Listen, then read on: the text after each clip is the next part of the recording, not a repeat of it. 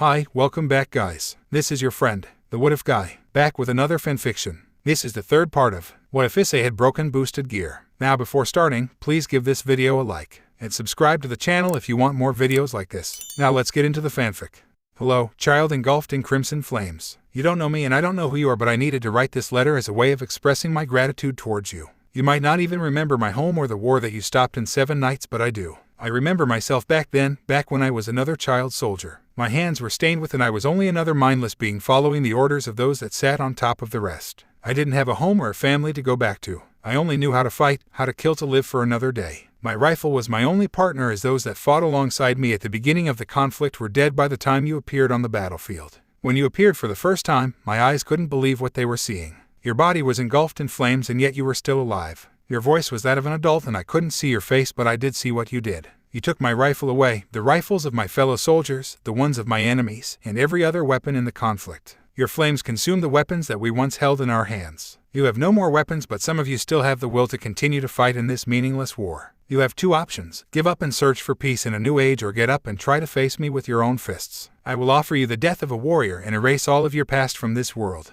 Choose now. Those were your words. You wanted an end to the conflict, but you knew it wasn't going to be that easy. I watched as many of my fellow soldiers died by your hands that night. I also saw how many of my enemies died similarly. Each one burned until nothing remains. You stood there as an enemy that none of us could defeat, and that broke us. Are you a demon, a god, or maybe an ancient spirit that came to end the meaningless war that started ages ago? I had many questions, but I got no answers. The next night, as I laid on a Red Cross tent, I heard through the radio how the same thing happened in another place of our nation. The same burning child taking out both sides of the conflict and their bases. Thousands of people were being burned alive by the crimson flames that had judged me as well. As I laid in that bed, I cried while reflecting on my past. The things I have lost in my own place as a human in this world. Why did I even continue to fight? What was I doing in this war? If you're a god, does that mean that all of this war was a mistake since the beginning? I continued to reflect while hearing about the same thing night after night until nothing was left from both sides of the war. Our nation was in shambles. Whole cities were cleansed by your flames. Our leaders were eliminated alongside each weapon in the war. Nothing remained except for survivors that lacked the will to fight back. The last thing that remained of the war was a single monument that you put on the remains of what was once our capital.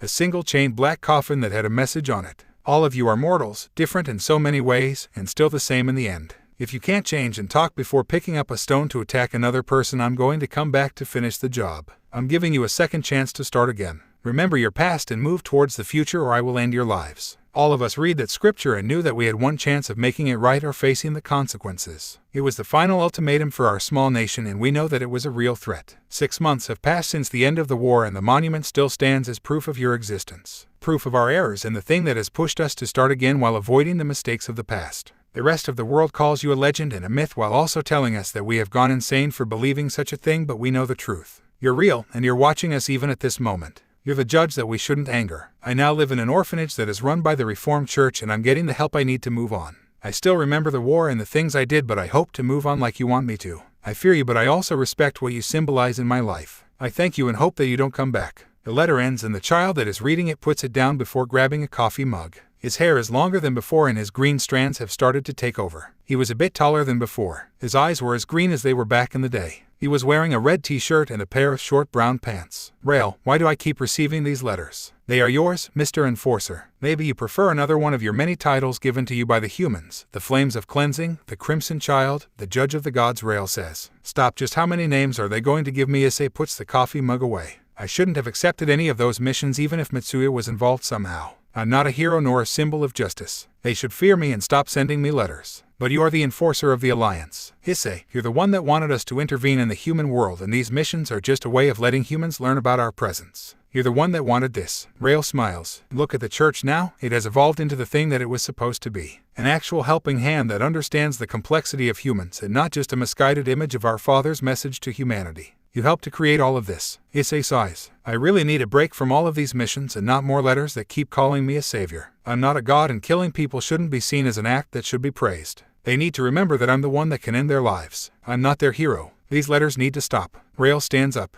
You're not a hero or a savior, but your actions are affecting the world as we know it. Issei, you need to learn to accept the fact that this is how humans are seeing you. As long as they don't start any cults or religions surrounding you, it's going to be fine. I need to take care of some things back in heaven. I'll see you back tonight. Take care and tell your siblings to stop asking for my intervention. I'm not going to join another mission for a while unless it is a complete emergency. Issei says, I'll let them know. Rail transforms before she disappears into a beam of light. Issei covers his face with one hand and continues to relax on the couch. Hero, I'm none of that. I just follow my own path and do what I feel is right before my eyes. Issei reflects for some time before he feels the weight of someone in his legs. Off-eyes. Issei moves the hand away. I'm hungry. I want food. Off-eyes says. Issei smiles before he grabs her cheeks and pinches them. Did you brush your teeth? A dirty dragon doesn't deserve any breakfast. Off-eyes allows the playful interaction to continue for a few seconds before she moves his hand away. Do my fangs look dirty to you? She shows him the inside of her mouth. Her fangs were like knives capable of cutting anything in her path. Issei looks inside for a second.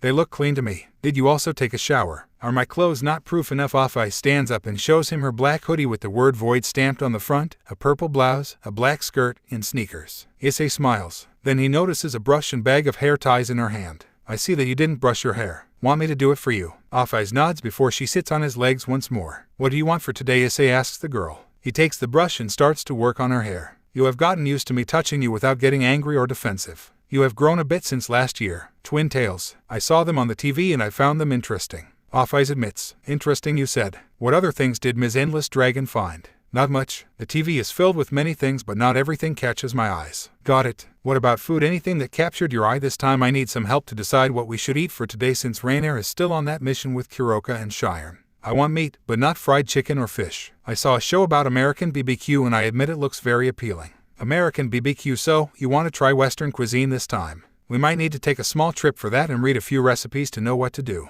Maybe I should give Barakil a call just in case he knows about this. Issei says before he finishes with the twin tails. Done. Go and look at yourself in the mirror. Off-eyes gets up and disappears. Issei gets up and walks towards the kitchen. He checks the clock on the wall. 7:13, they should be getting ready. He approaches the stove before he begins to work. Looks fine. Off-eyes comes back and sits down on one of the chairs near the breakfast countertop. What about the food? Give me just a second. We're having pancakes for today. Issei replies while he continues to work. Fluffy and sweet. Off-eyes' eyes shine with interest. Like always, but remember that mines aren't as good as those made by Rainier. Doesn't matter. Move those hands faster and give me those pancakes. Her aura grows. Relax. Just give me time. Issei continues to cook while thinking of all that had taken place during this time. Besides the missions and training, I have been enjoying a peaceful life since I came out of the egg. Some minutes go by and Off-eyes keeps waiting patiently for the food until... Good morning. The cheerful voice of Tosca draws the attention of Off-eyes. Off-eyes turns towards the direction of the voice and then she finds Tosca, Asia, Valerie, and Gasper, who are wearing their elementary school uniforms from Kyo Academy. Tosca's appearance was practically the same except for the fact that she was a bit taller and she had finally learned how to control her transformation.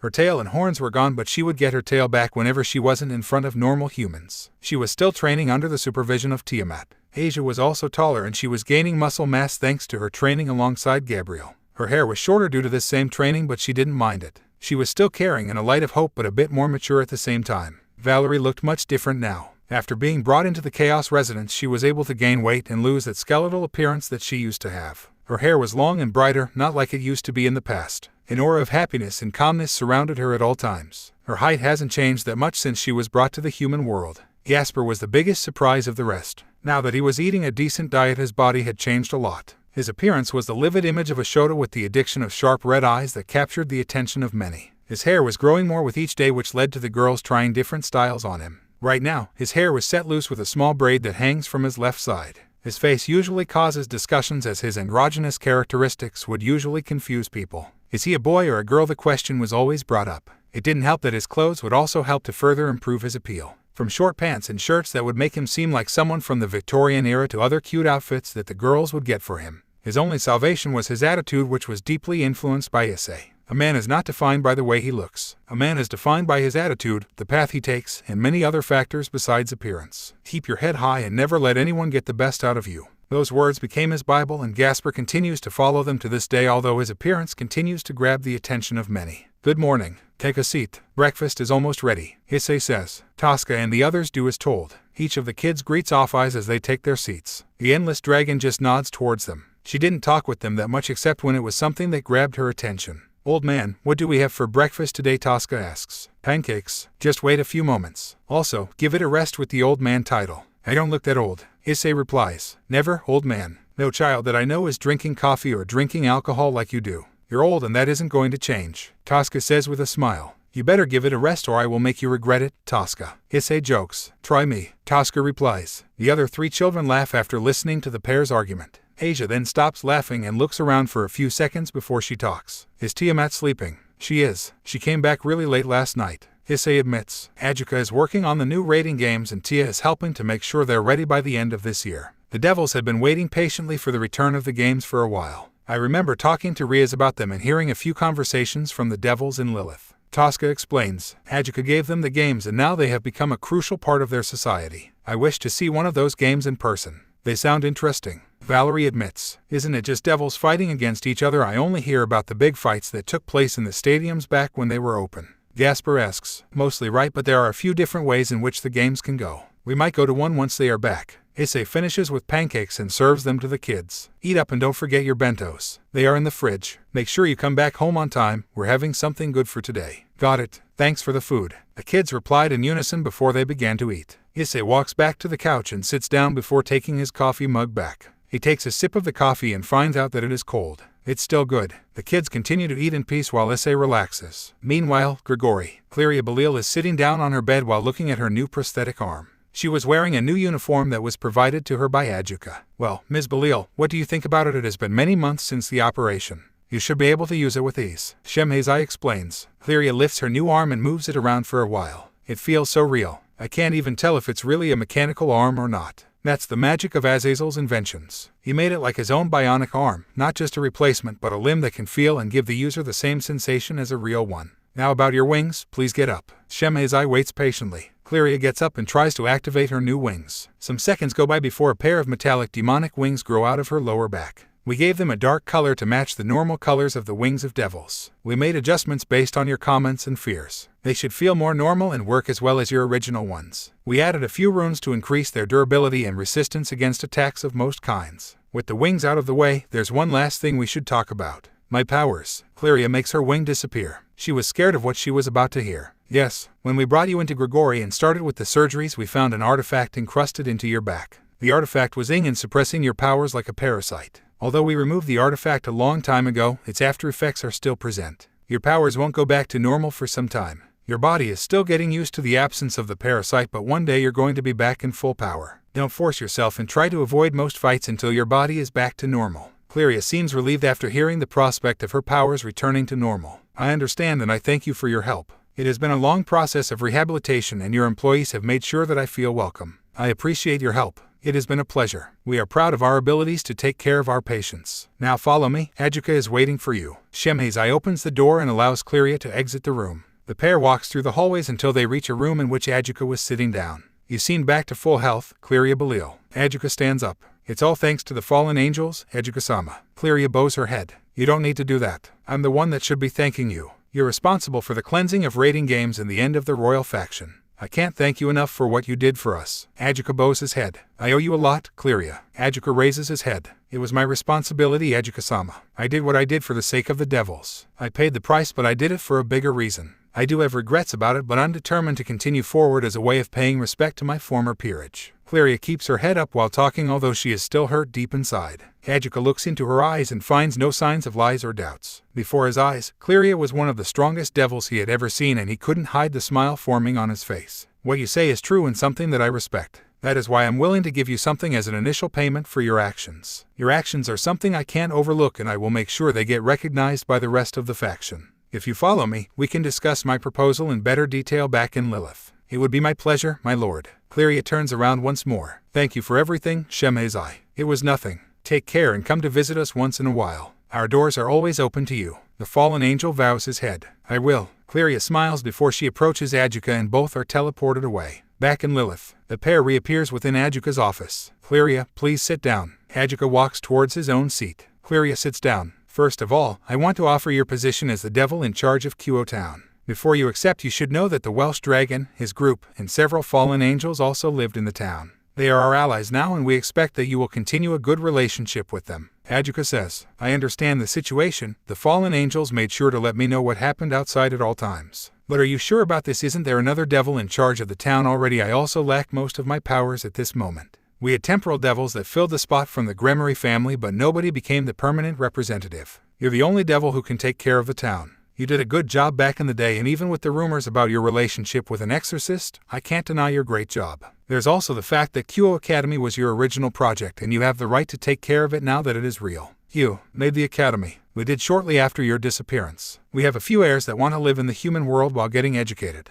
The idea of a school in which devils can study while in the human world is a good one, but we took the liberty of making some changes as well. We want the heirs of all the families to end up in Kyo Academy and use that opportunity to grow stronger or even fill their peerages. Riaz Gremry and Sona Citri have shown interest in the prospect of studying in the human world. We're planning to send both of them to the academy alongside the peerage members that they have already. Sona has a queen while Riaz has a knight and rook. We have big expectations for them once they join the school. Cleria stays silent for a few seconds before forming a smile. I couldn't say no after hearing that my project became a reality that is going to be used by actual heirs. I also need to leave the underworld for some time. After being trapped in the lower levels and having to endure many hardships, I need a different environment for me to start again. Her smile goes away after she remembers her traumatic experiences. I promised them that I was going to continue on even with this pain. Adjuka connects the dots and takes a comprehensive approach. Your former peerage members were the reason behind your survival, weren't they? They died while protecting me. I couldn't have asked for a better queen and bishop. Hannah and Kikayo were my friends, allies, and family. They died because I trusted my aunt.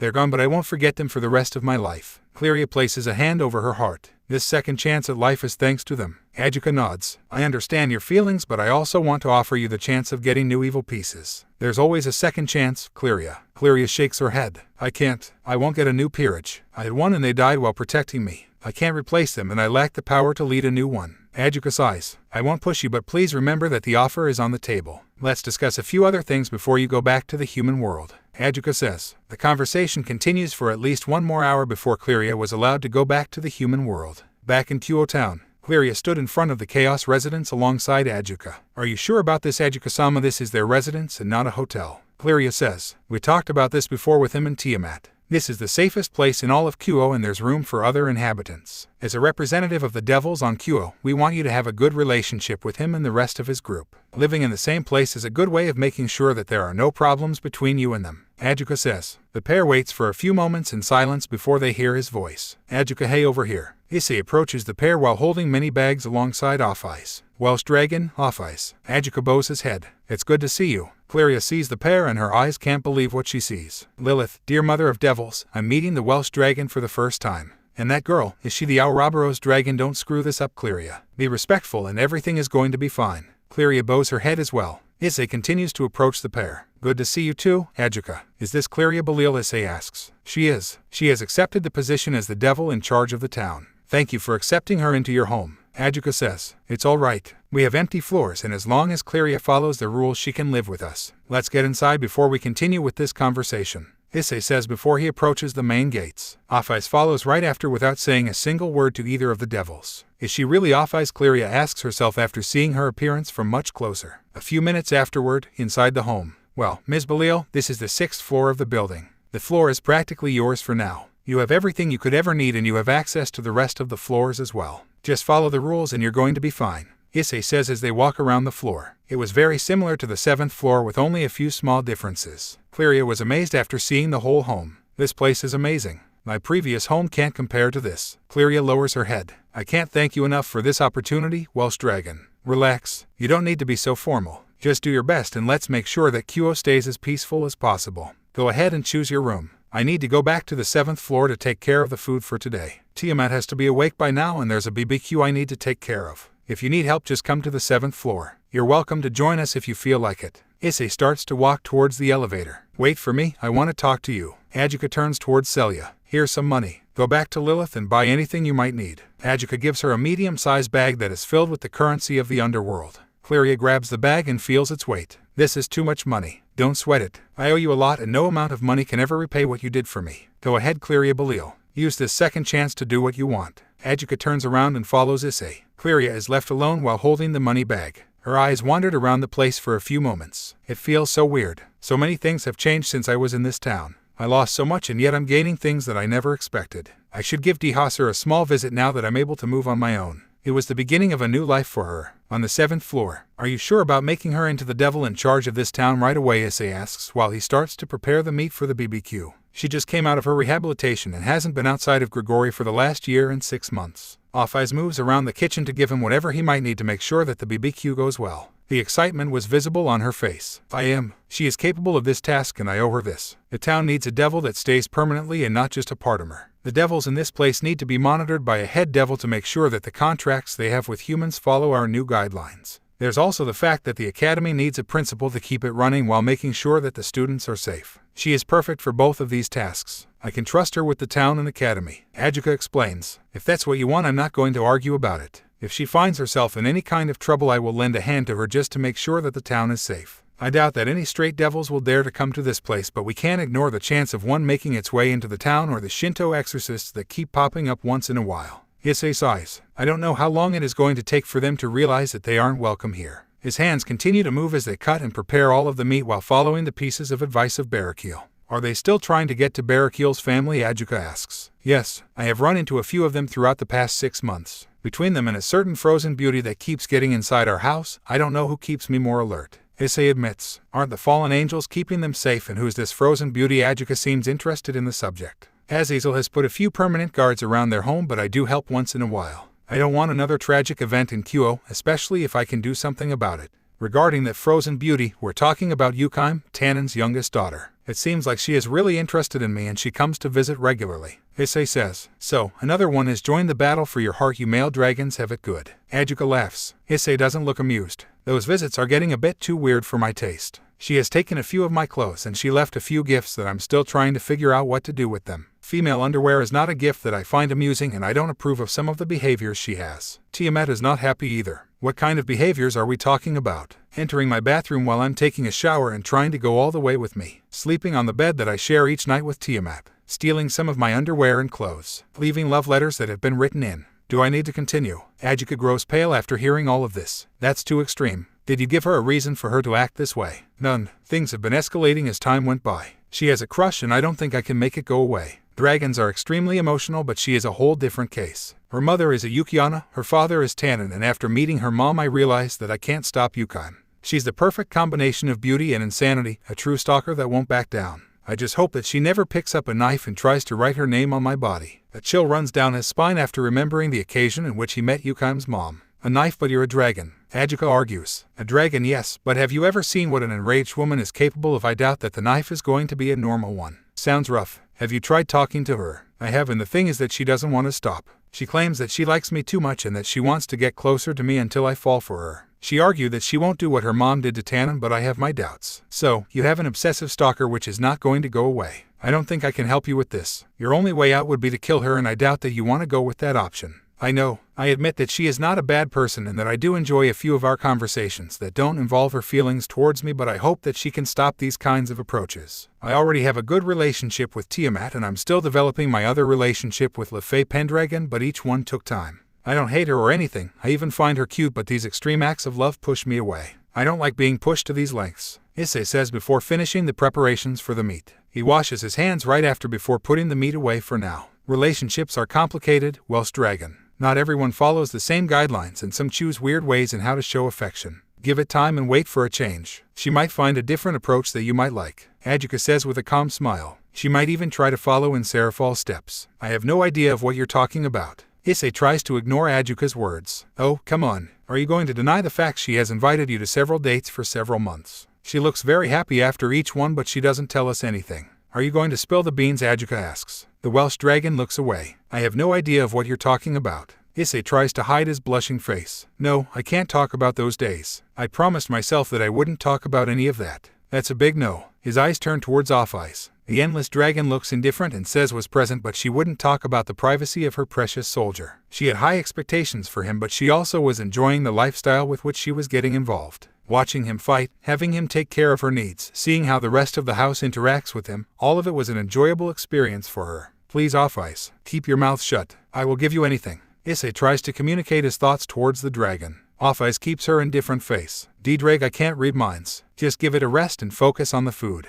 Ajuka will never learn any of your secrets from me. Ajuka seems surprised by this. So Off-Eyes knows about it. This is just getting more interesting. Before anyone can say something else, the voice of another of the inhabitants of the house is heard. Ajuka, are you visiting us? The voice of Tiamat draws the attention of the group. Tiamat enters the room while wearing a robe that covers most of her body. Her hair color had grown darker and it was almost purple now. Her draconic tattoos had spread out even more. Her body was more mature than before. All of this was thanks to her skin shedding process, which allowed her to fully use the power she had gained from Great Red, which allowed her to grow stronger. A small blue fire crown was now floating on top of her head as a sign of her new titles as the True Dragon King and True Karma Empress. You can call it that. I came alongside Cleria and decided to stay and chat with your dearest mate. Adjuka says, do you know anything about his dates with Seraphal? Tiamat's eyes switch from Adjuka towards Issei. She sees the hand signs he is making, which makes her smile. You call them dates, I wouldn't call them that personally, but each to their own. I do know about them, but that's private information, old friend. My mate's affairs are private business. Tiamat takes a seat. Dear, could you get me some coffee? Issei sighs in relief. Sure, give me a second. Tiamat continues to smile until her eyes meet those of Off-Eyes. Morning, idiot glutton lowly. Morning, Shotel over dragon, Off-Eyes replies. Sparks fly in all directions as both dragons salute each other. They might live in the same place, but that didn't mean that they didn't dislike each other. Adjuka watches the interaction. So even a year and 6 months haven't been enough to reconcile you two. Maybe female dragons dislike each other more than the males, but Off-Eyes can change her appearance and gender, so how does this work? Has Tiamat defined Off-Eyes as a female regardless of her abilities, or is it mostly due to her past? Such an interesting subject of research. Adjuka continues to observe the pair in silence. Each dragon starts to bare their fangs against the other. Their auras grow and then, calm down, you two. Tia, here's your coffee. Off-Eyes, go and get a cookie. Sit down on the couch and watch some TV until we start with the food. Issei interferes and disarms the situation before everything goes to hell. Thanks, dear. Tiamat lowers her aura and grabs her coffee mug with a smile. Cookie. Off-Eyes moves towards the shelves in the kitchen while looking hypnotized. She grabs one of the cookies before walking towards the couch. Amazing. Adjuka's eyes turn towards Issei. You seem to have it all under wraps. You learn a thing or two with time and practice. Off-Eyes has a thing for sweets and Tia likes coffee as much as I do. Issei admits, but no amount of time or coffee is going to help the relationship between her and me. Tiamat joins in. Just you wait. One day you two will finally see eye to eye and walk hand in hand. Issei says with a smile. Never, both dragons shout at the same time. One day. Issei holds hope for the future. Adjuka seems satisfied with what he has seen. I think I should leave, but I have one last gift for you. A gift for what reason? Issei asks. Adjuka looks inside his coat and takes out a small box. Because you need this. We did destroy all of the king pieces after the war, but we decided to keep this one as a memento and research object. I'm done with my research now and I want you to have it. I talked with the rest of the Alliance and we have deemed it the best course of action to continue to make you even stronger. Adjuka gives Issei the box. Adjuka, are you sure about this? These things are dangerous. Issei grabs the box but doubts about accepting it. We have seen what you're capable of and you have proved yourself more than enough. This is the last king piece and I made some adjustments to it for your sake. It's your piece now, but if you don't want it I will destroy it. Adjuka says. Issei opens the box and sees the piece. The piece was the same one that Cleria had brought to them, but it had been repaired and changed to suit Issei. Instead of the usual form of a king piece, it had been changed into a piece with the form of a dragon. Issei grabs the piece and feels an abnormal amount of demonic power inside it. What did you do to it? Adjustments. I took my time to make sure it contains pure demonic power that you can absorb without getting affected by it. It's just a way of boosting your powers just a little bit more. It's not connected to any evil piece set, so you can rest assured it won't create a mess. It won't turn you into a devil either. It's just a tool to boost your power. Adjuka explains. Issei grows quiet for a second before his hand starts to shine. We need all the help we can get. Let's do this. The piece begins to get absorbed into his body. This is how the power of a demon feels. It's so different. His heart begins to beat faster as the piece continues to go deeper. His tattoos start to shine as well and his eyes twitch for a few seconds. This amount of power is nothing, but it seems like an untamed beast that wants to be released from its chains. Bad luck, you're not the owner of this body. You won't go rampant as the other ones did with the devils. His aura expands and begins to surround him. Adjuka watches the process with interest. The Kinkara formula appears in his eyes, which helps him to analyze the power of the Welsh dragon. Good, that's it. Absorb it and dominate it. Grow stronger for the sake of our future. Come on, dear. I know you got this. Tiamat thinks, inside of Issei's mind. So, we have a new visitor, Ddraig says. Seems like it. An evil piece that was made for us. Issei looks at the figure in front of them. A crimson beast made out of pure demonic power was baring its fangs towards them. It had 4 heads and 6 tails, 2 sets of wings and at least 6 legs. We can do this the easy way or we can do it the hard way. Ddraig in his human form walks towards the creature. You can't defeat us, so given now. Accept us. Issei starts to walk as well. Alongside them, the husks of the previous users approach the creature as well. They have changed since the last time. They looked more human and their memories were almost fully back as well. The beast growls and tries to back away but is completely surrounded. Choose now, little beast. Be devoured or accept your place inside us. Ddraig offers his hand alongside Issei to the beast. The beast growls but doesn't attack. It continues to look around trying to find a way out for several moments until it gives up. The beast starts to lower its 4 heads. The beast starts to move forward until Ddraig and Issei can touch it. The beast starts to shrink in size until it becomes a tiny pup. Issei kneels in front of the pup and holds it in his arms. Another boost to our power. It's small compared to Offai's or Great Red's blessing, but it might help us in the future. Issei pats its head. The demonic beast stays silent and relaxes in Issei's arms. Maybe. Let's hope that this doesn't create any problems for us in the future. Let's return to the outside. Ddraig says. Back in the real world. Dear, are you okay? Tiamat calls out to him. I'm okay. The pup gave in. Issei says. Pup, are you feeling alright? Adjuka asks, sounding confused. Yes, the piece accepted me. It feels weird having this sort of energy inside of me, but I'll get used to it. By the way, you used your power to boost the piece, didn't you? Issei asks. We did, but I made sure to purify it into its current form. It has no connection to either of us now. Adjuka explains. Got it. I'll let you know if I feel anything weird. Thanks for the gift, Adjuka. Issei lifts his hand. Adjuka grabs it and shakes it. It's my pleasure. With this out of the way, I can focus back on the raiding games and my other projects. I'll see you around, Ddraig. See you later. Issei watches as Adjuka is transported back into the underworld. His mind is as bright as Azazel, but even bright minds need some extra hands. Maybe I should give my old friend a visit. What old friend? Tiamat approaches Issei and puts her arms around his neck. The same one that created your gift. Having Hephaestus around would be of great help to us. Issei looks into his hand. I have a few ideas of what I want to create, but only he can make them into a reality. Dear, we're talking about a Greek god. We can't get inside of the Olympian domain. Our relation with the rest of the gods is not that good. Tiamat his cheeks. Who says that I can? I know my ways of getting inside a few domains without being detected. Issei interlocks his fingers with hers. Like that heist in Asgard, you're crazy. Tiamat says. I know, but I won't do it now. There are more important things that come before. We need to decide in which place we're going to use the bracelet's power. Tannin is waiting patiently for us to act. Lucifat is a good choice. Its location is far from Lilith but closer to Tannin's territory. It has resources but no use for Surzech and the rest of the Satans at this moment due to the many demonic creatures that have taken residence in the area. It is their former capital. They won't accept that easily. You never know until you try it. The bracelet is going to change the whole area. There won't be any ruins or old buildings standing up after the bracelet is activated.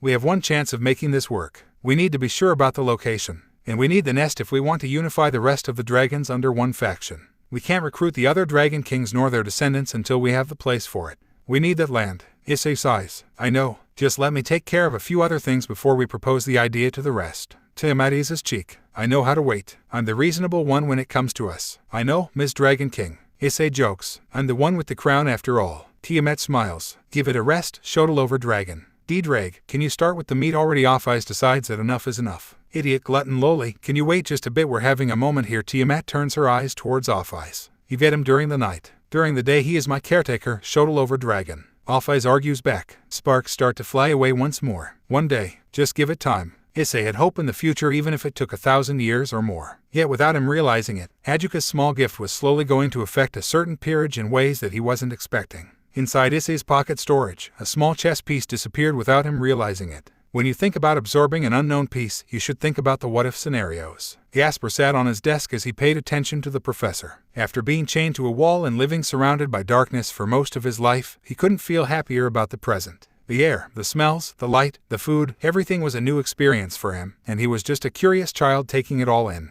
Since Issei offered him and Valerie the chance to go to school, they accepted, although they lacked most of the knowledge necessary for a young student of their age. Rainer acted as their first professor, which helped them to get ready for the life of an elementary student. Having Asia and Tosca alongside was also helpful for the pair of Dampiers, but life wasn't all calm and roses, at least for Jasper. He enjoyed school, but it also had its own problems, and they weren't that easy to take care of. The bells of the school rang throughout the school, which told everyone that it was time for lunch. Okay, class, time for lunch, go ahead and enjoy your time. You have 40 minutes, the teacher says before exiting the class. Jasper looks around, and his eyes meet those of Asia, Tosca, Valerie, and surprisingly Volley as well. The young Dampier extends his hand towards his bag and slowly grabs the bento box inside it. Jasperchen, are you going to stay with us for lunch? One of his fellow female classmates calls him out. Her eyes were shining with excitement as they focused on him. No way, our cute Jasper is ours. She is our goddess, says one of the boys. Goddess, I'm a man, damn it. Why is this happening to me? Jasper stands up with his bento. I'm sorry, guys, but I have plans with the rest of my family. Jasper begins to walk away. Boss Tosca is not going anywhere. She is our leader and needs to eat alongside us. Another boy says. Valeriachen is our friend, so she is staying with us. Another girl joins in. Asia is the true goddess of the class. She is ours. Our platinum princess Volley should come first before the rest. All young members of the Chaos residents look at each other. The class was pretty divided when it came to them. Some boys considered Tosca the boss amongst the boys due to her strength and strong attitude.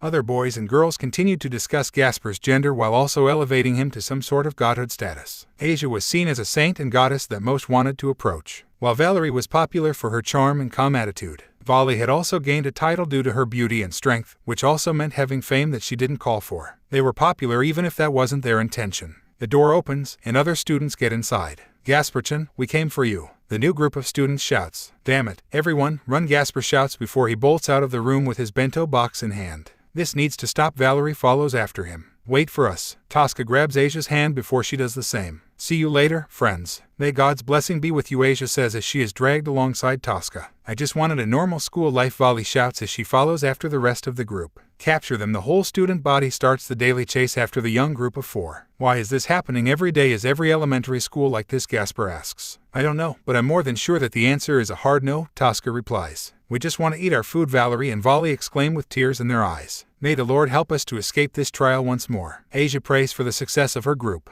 The rest of the elementary classes continue to chase after them. Huo Academy had many students, their elementary branch had most of them. This was a daily routine for the small group as their fame spread out throughout the school. 10 minutes afterward. "Did we finally lose them?" Gasper asks as they hide on top of a tree. "Let me see. Don't move an inch." Tosca pops her head out before she surveys the area. "I don't see them. Are you sure? I want to eat my bento." "We don't have too much time," Valerie says while trying to stay hidden. "This needs to stop. We have been doing this for far too long. Being friendly is one thing, but their obsessiveness is a bit too much." Vali says, "Maybe this is the reason why Issei didn't want to go to school with us." "That's not the reason. But after experiencing this for so long, I might believe it is truth." Asia starts to get down from the tree. As soon as she gets down, she feels the hand of someone on top of her shoulder. "Took all of you long enough to get here." Asia turns around and finds Akino standing behind her. "Akino-senpai, when did you get here and how?" Asia asks. Akino smiles. "It's easy when you use your powers to make them forget your presence for just enough time. Come on, get down. We're safe, at least for now." The rest of the kids get down as well with no problems. Gasper looks around and finds the area's shade good enough for them to relax. "Sit down. We need to have lunch." Akino shows her own bento to the rest. "Right." Gasper sits, and the rest of the girls do as well. The small dampier opens the box. The scent of the food invades his nostrils. "It smells so good.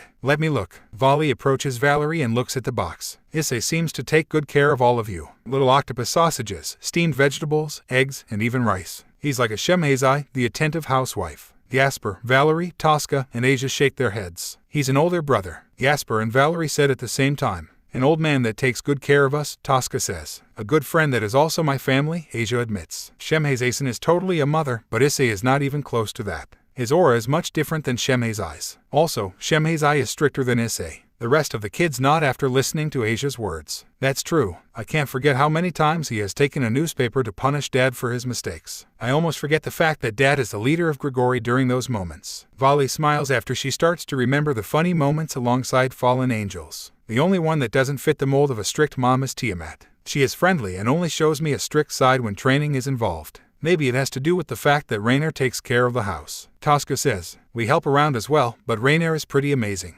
For one maid to care for such a big house on her own seems impossible." Valerie says before picking some food out of her bento. "So good. Rainer is just a super maid, and we can thank the best maid of all for that. Grafiessen was the one that trained her, and I do believe that her skills are far beyond those of Rainer. She took care of so many things while pregnant, and we didn't even realize it until she had Milicus." Asia reminiscences about the small child that Serzech and Grafia had, which took many by surprise except for those that learned the truth before the rest. His birth is a blessing for the devils. Having children is hard for them, and I imagine having another child in the house makes Riaz happy. Gasper says, "But sadly, she might not get to see him that much after she comes to live with us. If she wants to come to the human world, she has to be ready to give something up. I wonder how it is going to be after she gets here. I'm the oldest one in our small group. I wonder how her arrival is going to affect the school. If having all of us is creating a lot of chaos around the school, I can imagine that having the beautiful heiress of a devil clan will create even more chaos. We might even become friends." Akino ponders. "I don't doubt that. Riaz is very friendly, and I have yet to see someone that she openly dislikes," Asia admits. And like this, the children continue to chat and eat alongside each other while having several fallen angels keeping an eye on them. There is no way in hell in which Azazel would allow Vali's time in the human world without some guards to protect her. Meanwhile, Tannen's territory. Several knives and weapons used for assassination filled the room from head to toe.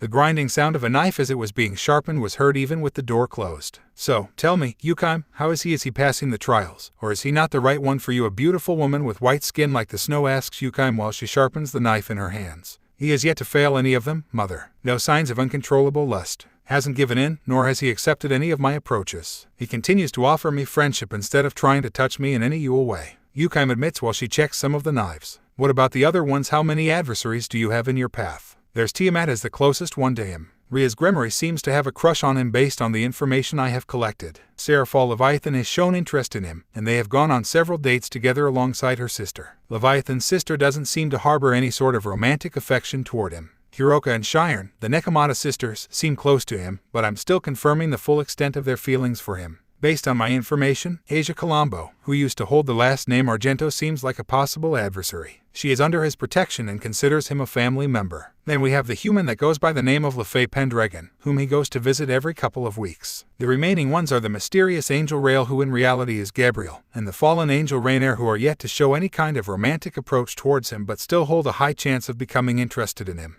At the moment, those seem to be the targets. Yukime explains. So around 9. You have an easier path ahead of you, Yukime. At least this man is not like your father. When I met him, he had many wives and children. I almost lost my cool after learning that the man I had started to develop an interest in was already taken. I was planning to kill all of them, but Tannen made me take another path. I stopped being my past self because of him. Thanks to that, I'm no longer the White Dead. Yukime, you're my daughter. You're the descendant of a proud lineage of Yukiana who have taken the life of assassins for the sake of survival. We choose men that are capable of passing our trials, men that choose to get to know us first instead of trying to us, and men that can accept our worst and our best. Follow my example and forget our ancestors' past actions when it came to men. I was the first one to join a harem. Our ancestors are surely angry at this, but I don't care. Tannen was the first man to see the face behind the veil that kept my face hidden for many years. You need to ensure that the Welsh dragon is the right one before you allow him to see your face. Keep testing him, my child, learn everything about him, and allow him to learn everything about you. Keep your feelings in check and do what's necessary to ensure he is the right man for you. I know, Mother. I will continue to test Darling until I'm completely sure about him. I have high hopes for him, and if he continues to prove my expectations right, I might completely fall for him. I might become unable to be without him. I might even kill for him.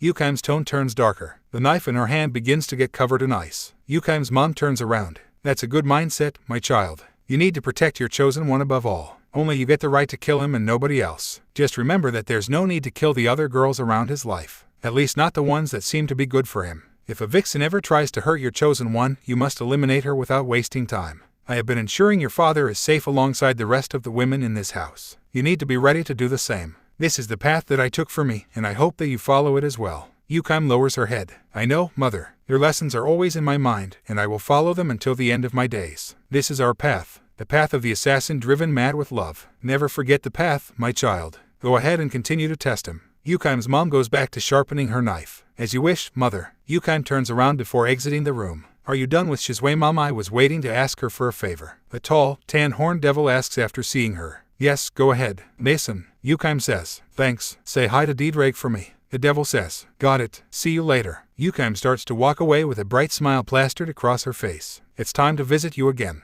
What will I try this time? Keep proving my expectations right, darling. A magic circle appears before her, and after jumping in, she is transported to a different location. Back in the human world, Issei was setting up the grill for the meat in one of the areas near the pool inside the residence, but then his instincts were alerted to the presence of a certain frozen beauty. Yukime. He knew the girl would make her way inside even if they tried to stop it. She had the ability to force her way inside barriers without breaking them. It also seemed that her mother had taught her many ways in which to hide her presence and make her way to her target without being detected. She's back. Are you going to stop her? Offeyes asks. It's a waste of time. She will find a way to cross any barrier we set up, and no amount of security can really stop her. Issei continues to set up the grill. Let's hope that this stops one day. She's getting on my nerves with all of her actions. Tiamat says. She was floating in the pool. You two are taking the hard route. Just kill her. Offeyes says. No, Offeyes. Killing is not the answer to everything. Yukime's actions are disturbing and obsessive, but that doesn't mean she deserves to be killed. She's Tannen's daughter, and I want to have a good relationship with her and the rest of Tannen's children. She is not an enemy, Issei says. Then what is she to you? Why are you willing to endure the harassment and all of her actions? Offeyes asks. Because she is an ally.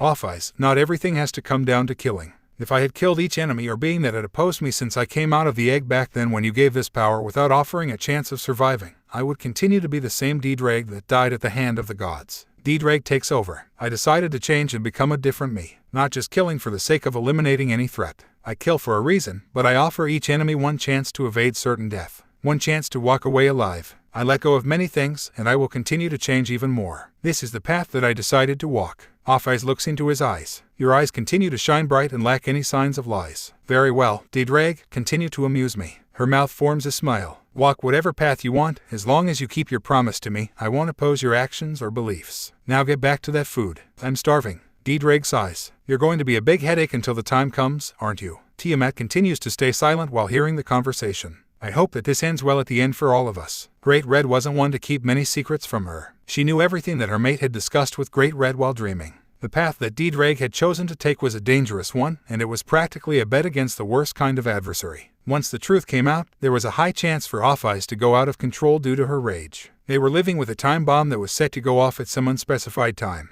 They needed to make this work, or the result would be disastrous. Before any of those present were able to continue with their activities, a cold freeze started to creep in. The three dragons felt a chilling sensation before they heard her voice. Hello, everyone. Good to see you, Your Majesty, Tiamat. Yukime said in a low tone as she entered the room. Give it a rest, Yuki. You don't really respect it either way since you keep making your way inside, even with a strong barrier around our home. Tiamat says, I can't stay away from my darling, Your Majesty. We both know that he is too good to be left alone, but if you really want to keep me out, why don't you use your influence to force me to stay away? You are the true Dragon King, after all. Yukime dares Tiamat. Tiamat doesn't look amused but decides not to fall for her trap. I want to see how you fail. If you really believe that by tempting him, you're going to get something out of him, then you're more immature than what I initially believed. I sleep with him each night, I take baths with him all of the time, and for the past year and a half, he hasn't passed or a few bites here and there. He is not one you can reach through lust, my dear frozen subject. Tiamat's eyes shine with confidence. She wanted to go all the way with her mate but knew that trying to force him wasn't the way. To get to him, she needed to wait, and she was good at waiting.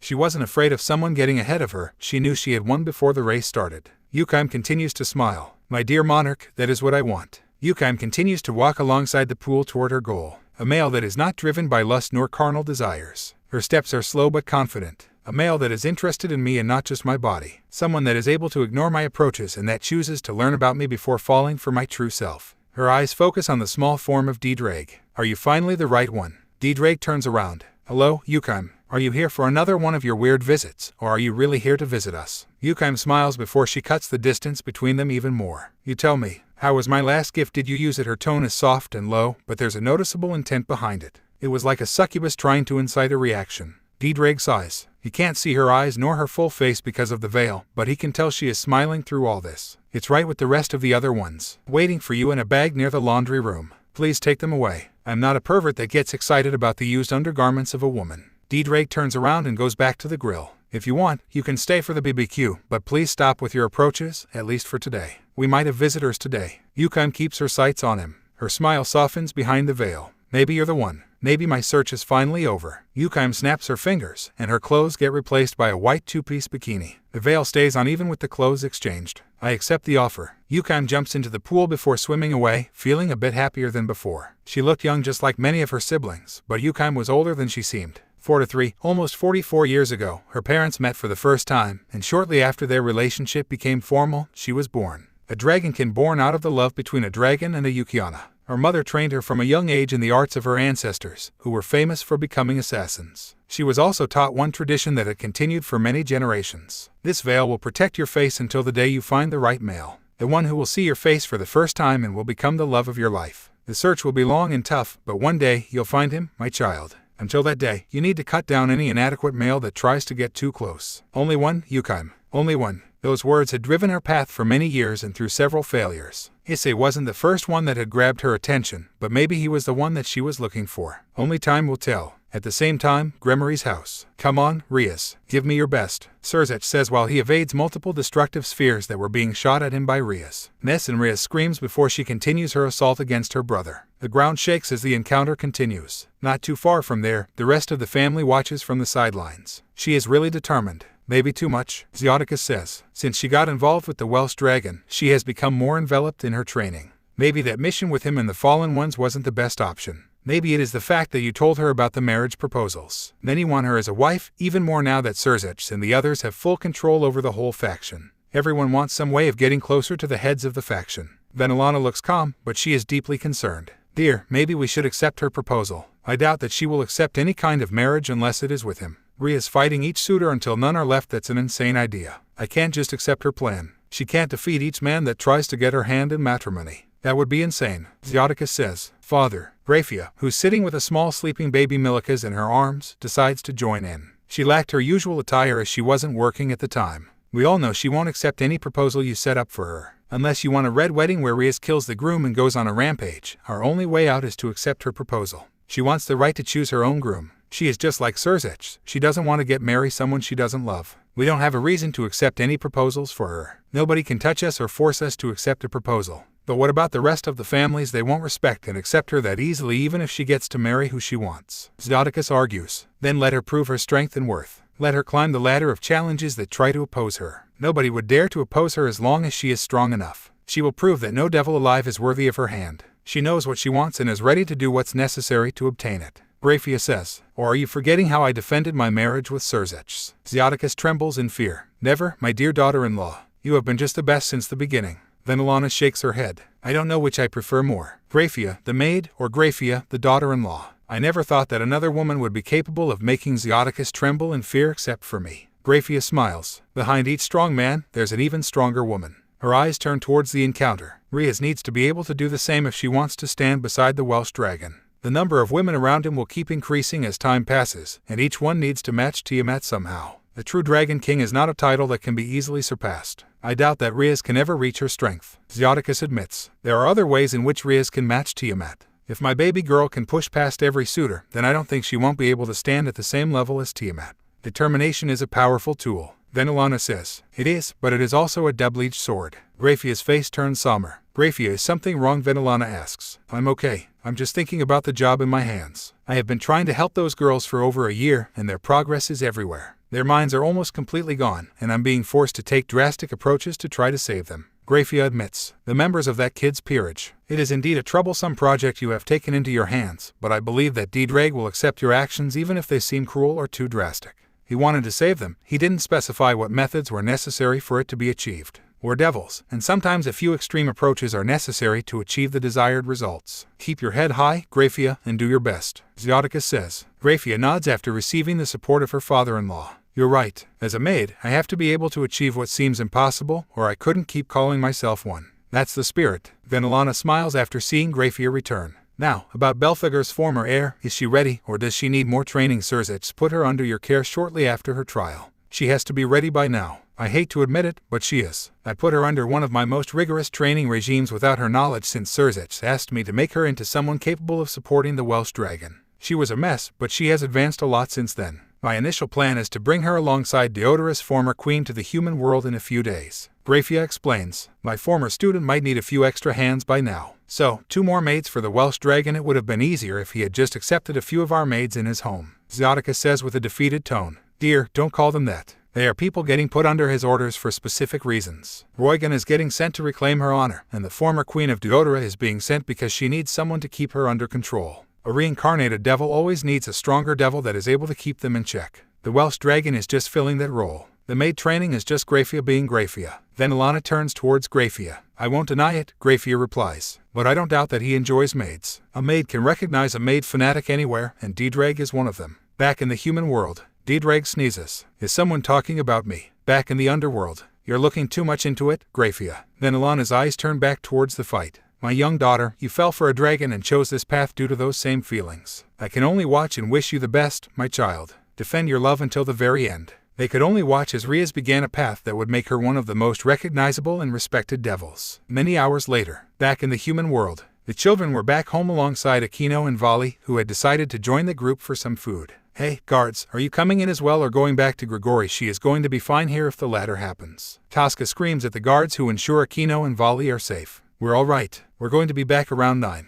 Princess, please enjoy, says one of the guards in charge of Vali. Another guard approaches Aquino. We're already talked to your mom, Lady Aquino. She said that you should stay here for the night. Here is your bag. She said, your dad and I are going to have a date tonight. Please enjoy your time at the Chaos Residence. It's Friday, so it should be okay. Aquino grabs the bag. Mom, is this another one of those dates? She was 10 now, and thanks to her interactions with Grigori, she had learned many things that no child should know. Thanks for the bag. I'll see you tomorrow. Take care. The guard nods before he opens his wings and disappears alongside the rest of the guards. Aquino-senpai, you and Vali are practically princesses of Grigori with all these guards, Valerie says in a cheerful tone. Volley is a princess. Me a princess, not even close. I'm just a girl with a target on her head. Aquino says nonchalantly. We should go inside. I want to take a shower. The rest of the group nods. They knew that Aquino disliked the fact that even after moving away, her life was still in danger. They had heard about the many attempts against her life and even those in which Issei had to intervene to ensure Aquino and her mom were safe. The number of attempts was low when compared to her previous home, but each new attempt was a different menace that tried to take her life. Aquino was grateful to Azazel and Issei for being the ones making sure that she was safe, but she was starting to dislike the current status quo. She wanted freedom and peace, none of which could be really achieved with Shinto priests trying to take her life. Something needed to be done, but for now, Aquino was happy to forget about the whole mess. A Friday night was made for fun and relaxation.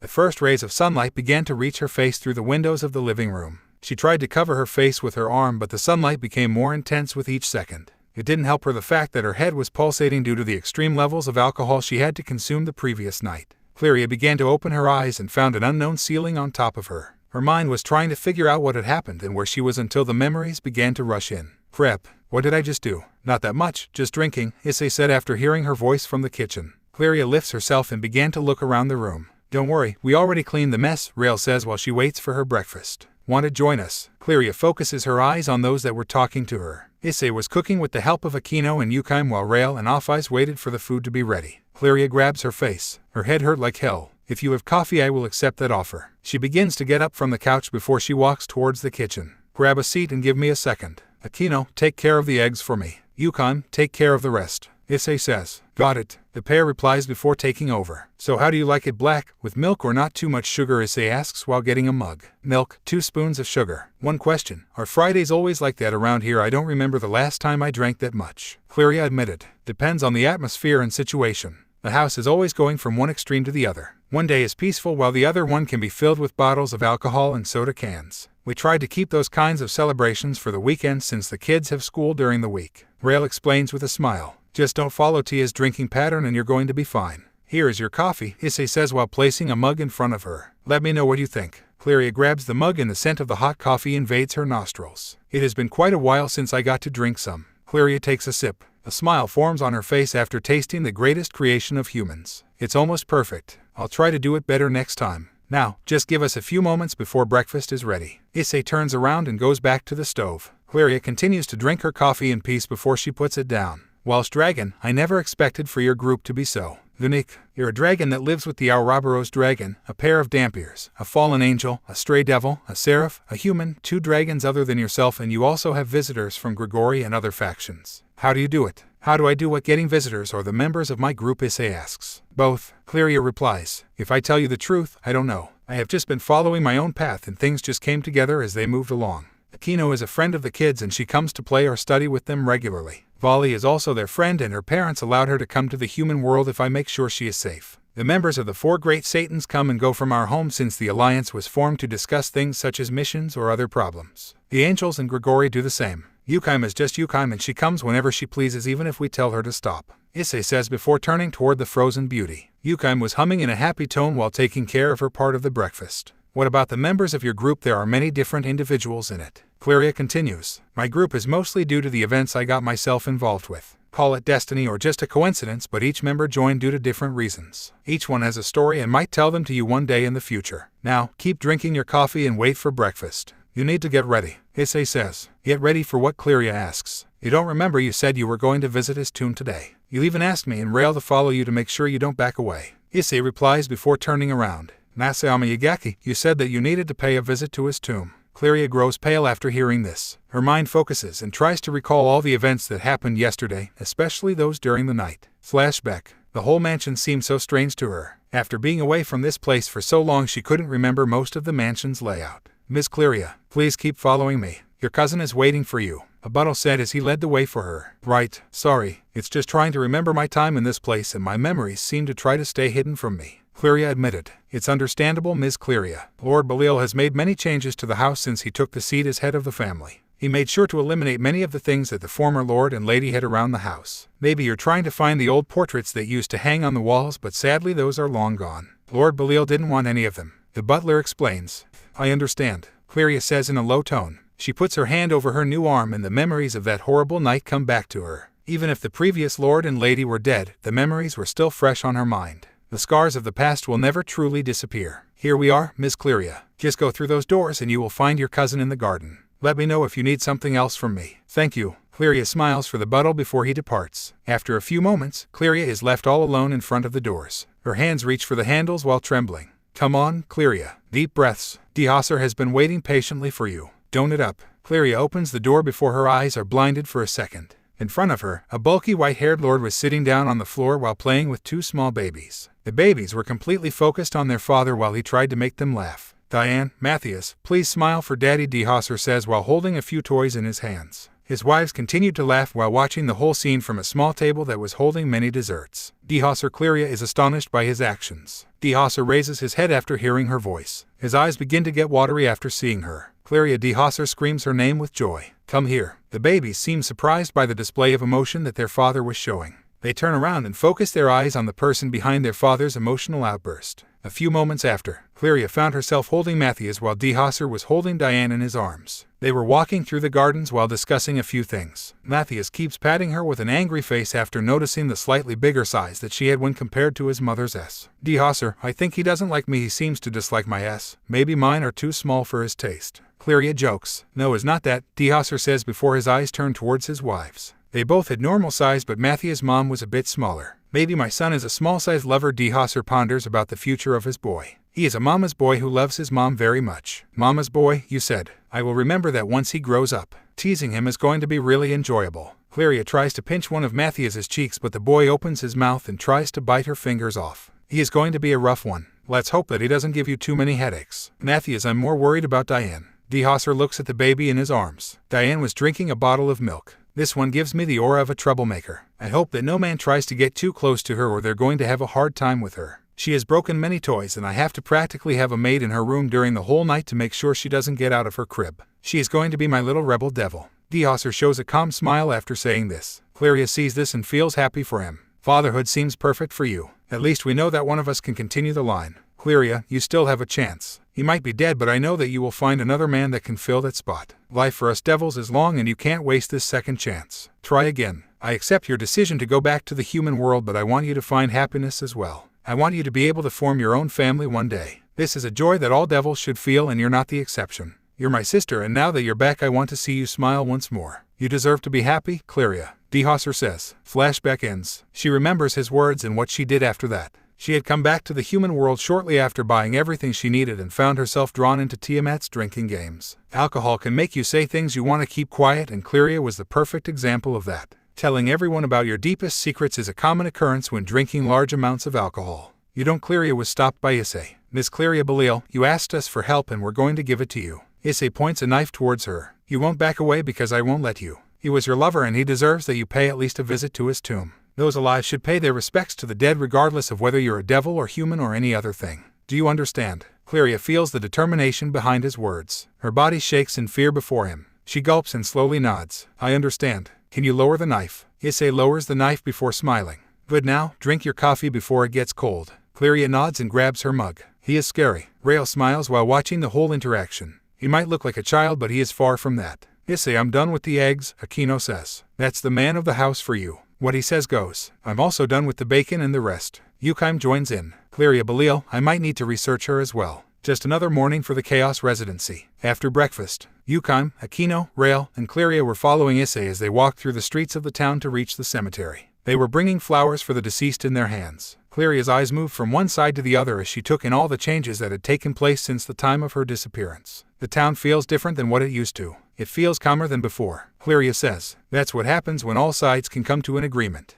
Devils no longer need to fight against angels or fallen angels, which allows this peace to exist. Rael says, it's also because two dragons are living here. Darlings, and Tiamat's presence scares humans even if they don't realize it. They just need to release a tiny amount of their powers for humans to realize that there's something much stronger than themselves. Yukaim says, I haven't done anything to the humans in the town. I doubt that my presence or that of Tiamat is helping at all. Issei claims, it does. I did some research around the town. The legend of the monsters that lived in the luxurious tower is well known. Nobody tries to approach the residence because they feel the presence of strong beings inside it. Do you really think that living in the Chaos Residence wasn't going to attract a few glances? Yukaim asks. I'm more amazed at the fact that you were able to gain all that information instead of the so-called legends and rumors, Issei replies. We are talking about Yukaimson. She's your stalker after all. Akino says as a joke. She saw Yukime as a friend and they were used to joking around with Yukime's affection towards Issei being like that of a stalker. But Issei and Rail knew that this was the truth. Yukime was able to hide most of her antics in front of the children of the house, but the adults knew that it was just a mask that she used to hide and get close to everyone. A true stalker knew how to play the game and win at it. The group continues to chat for a few more minutes until they reach the cemetery. His tomb is this way. When he was killed by his fellow exorcists, his former leader decided to bury his ashes in this place as a sign of respect. Rail explains while she floats in front of the rest.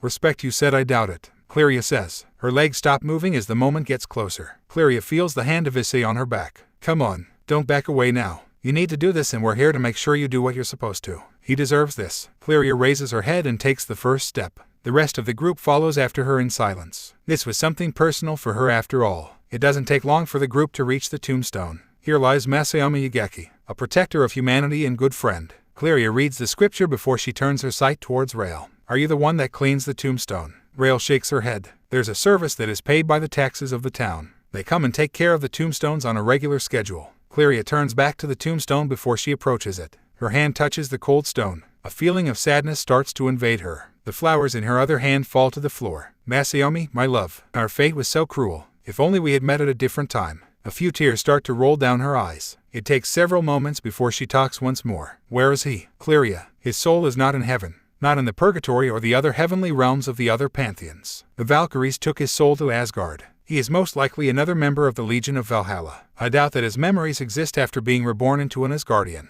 Rail explains. He is gone forever? Cleria asks. He is. The cycle of death and rebirth eliminates the memories of a previous life, or at least that's what happens in heaven. The process in Asgard keeps the fighting experience of a soul, but it eliminates the rest. Odin wants warriors for his legion, no people that want to go back to their former lives. Rail replies with visible regret. Why couldn't he go to heaven? Cleria continues to ask. Masayami wasn't devoid of sins. His hands had taken many lives before and several of those were innocents. Being recruited by Asgard was his only chance at a new life. I'm sorry, but this was his fate. Masayami Yageki is no more, Rail says. Cleria lowers her head before more tears begin to pour down from her eyes. Rail, take care of her. I need to take care of something. Issei starts to walk away. He knew that only Rail could help Cleria at that moment. Wait for us. Akino goes after him with Yukime. Rail continues to watch and console Cleria for several minutes until no more tears can come out. Why did all of this happen to us? Cleria stands up while looking at the sky. Life is filled with different paths and experiences. Some suffer, others enjoy happiness. Cleria, he might be gone, but you're still alive. Don't give up now. Rail offers her hand to her. Follow me. I want you to see something.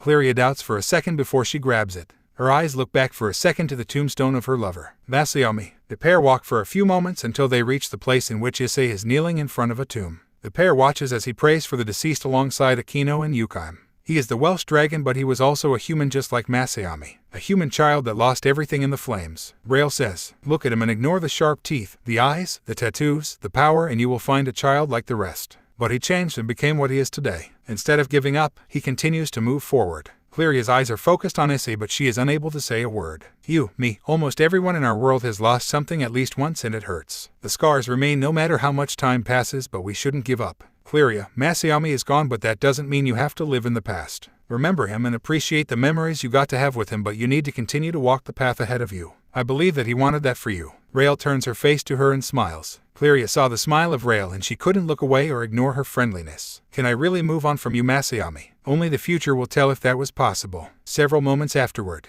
the group moved on after paying their respect to the dead. Their next stop was Akino's home, which wasn't that close to the Chaos residence. The group continues to chat with each other until the stronger members of the small group felt the presence of at least 7 mysterious beings. Issei Akino calls out to him after noticing how his smile turns into a serious face. Akino, stay close to Rail and Cleria. Yukime, get ready. Cleria, don't move away from Rail. Rail, do it now. Issei says as he starts to release his lust. His extra pair of arms appear and get closer to Akino. Understood, Yukime says in a cold tone. The frozen beauty starts to release her power. What's happening? Cleria asks. Cleria, the town is usually peaceful, but once in a while, someone will disturb that peace. Stray devils trying to escape punishment for their actions, and rebels are some of those enemies. Then there are a few agents from other factions who make their way into the town. Exorcists are usually the most common ones, Rail says before she snaps her fingers. A barrier is deployed around the area which separates the real world from the space in which Issei and the rest find themselves. It was an exact copy of the real world. Come out, you idiots. We already noticed your presence, Issei says before he summons a Scallon.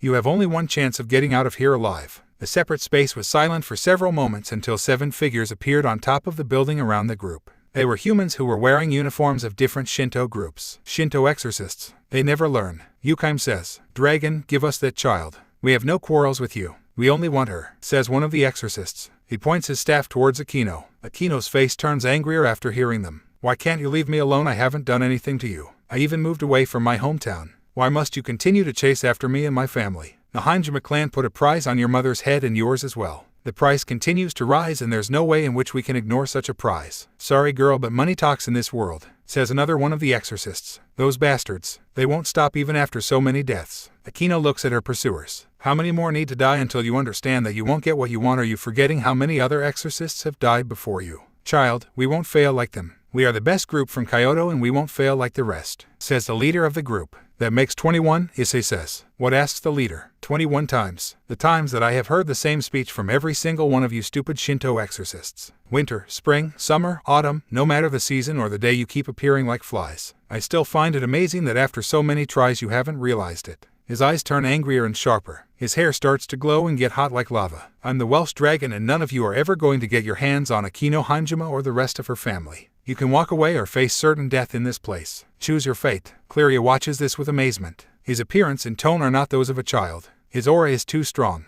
Is this the same child that went to war with Ejuko-sama and the rest of the alliance? Her hands are shaking and her legs almost give up. "Issei." Akino watches as Issei prepares to fight off her pursuers once more. This wasn't the first time she had seen what he is capable of. For the past year and 6 months, Issei had come to protect her and her mother alongside other fallen angels. Each time a new group of exorcists would come and try to take her life. Each time everyone would die at the hands of Issei. Her legs gave up during the first of those events and she was unable to move, but after so many attempts she had gotten used to what she was about to feel and see. One of the exorcists approaches the ear of the boss of the group. "Boss, I don't think he is joking. Nobody has come out alive from a fight with him. That girl with the veil might also be a descendant of the White Death. We might die if we go against them. I don't fear any supernatural being. I'm a human that is never going to back down when challenged by the supernatural." The boss raises his staff and starts to chant one of his spells. The rest of the exorcists do the same. A barrier and several destructive spells. "You really are a bunch of idiots." Yukime extends her arms before they are covered by ice claws. "Darling, it's time for them to die. Send all of them to the afterlife," Issei says before he jumps into action alongside Yukime.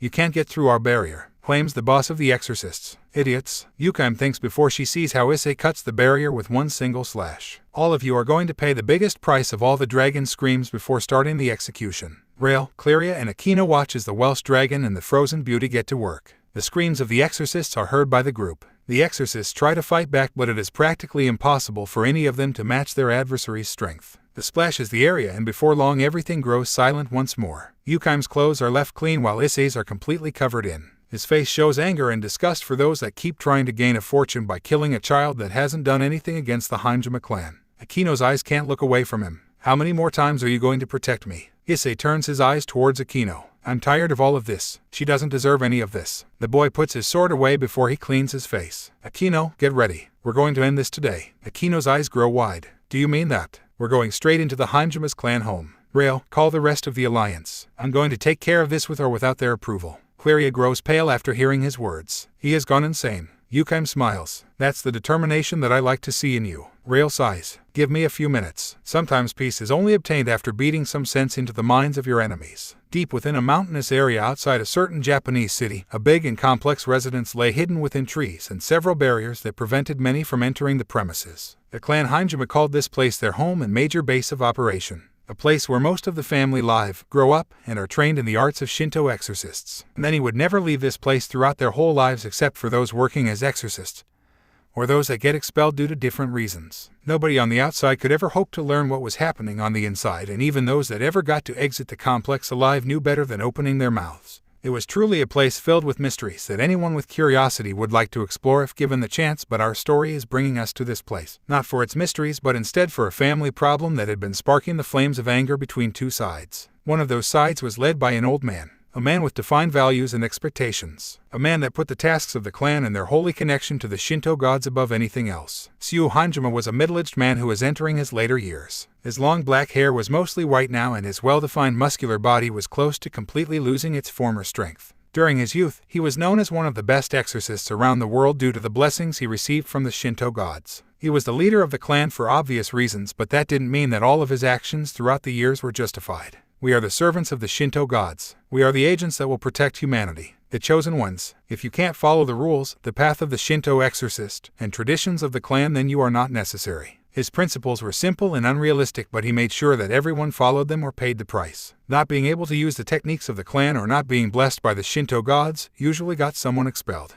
Not following the traditions, orders, or rules will get someone killed. Being blessed by something that wasn't part of the Shinto faction usually meant being seen as an enemy of the clan. There was no place for anyone of mixed or those that held the power of a different pantheon. Those same ideals bring us to this night without the light of the moon. Lowest level within the Heimjima residence. The older members of the clan wait in silence as their leader meditates in front of the altar they created for their gods. Suu's orders were the law of the clan and they needed to be followed by all members, but that didn't mean that they didn't have some problems from time to time. 21 years ago, Tobio Ikyus was born as the grandson of Ajaha, my older sister. I allowed him to live for a few years, but after learning about his sacred gear I gave the order to kill him. None of you were able to eliminate him, and now we find ourselves with an impure child with the of a fallen angel. Tell me, how long do I need to wait until both of those children are eliminated? Suu asks the rest of his followers. All of the followers lower their heads to the floor. Forgive us, head exorcist. The other members of the clan plead for Suu's forgiveness. You want to apologize? I have been hearing the same thing for far too long. Do any of you ever think about what our gods are saying about this? Those children might become enemies to Lord Susanoo and our faction one day in the future. Tobio Ikyus possesses a sacred gear, a Longinus. Are you forgetting what a Longinus is capable of? Suu turns around to look at his followers. He is a menace to our gods. The child of Shuri is also a possible menace. The of a fallen angel runs through her veins. Each one of those children is a menace to our gods. We can't allow them to exist in this world.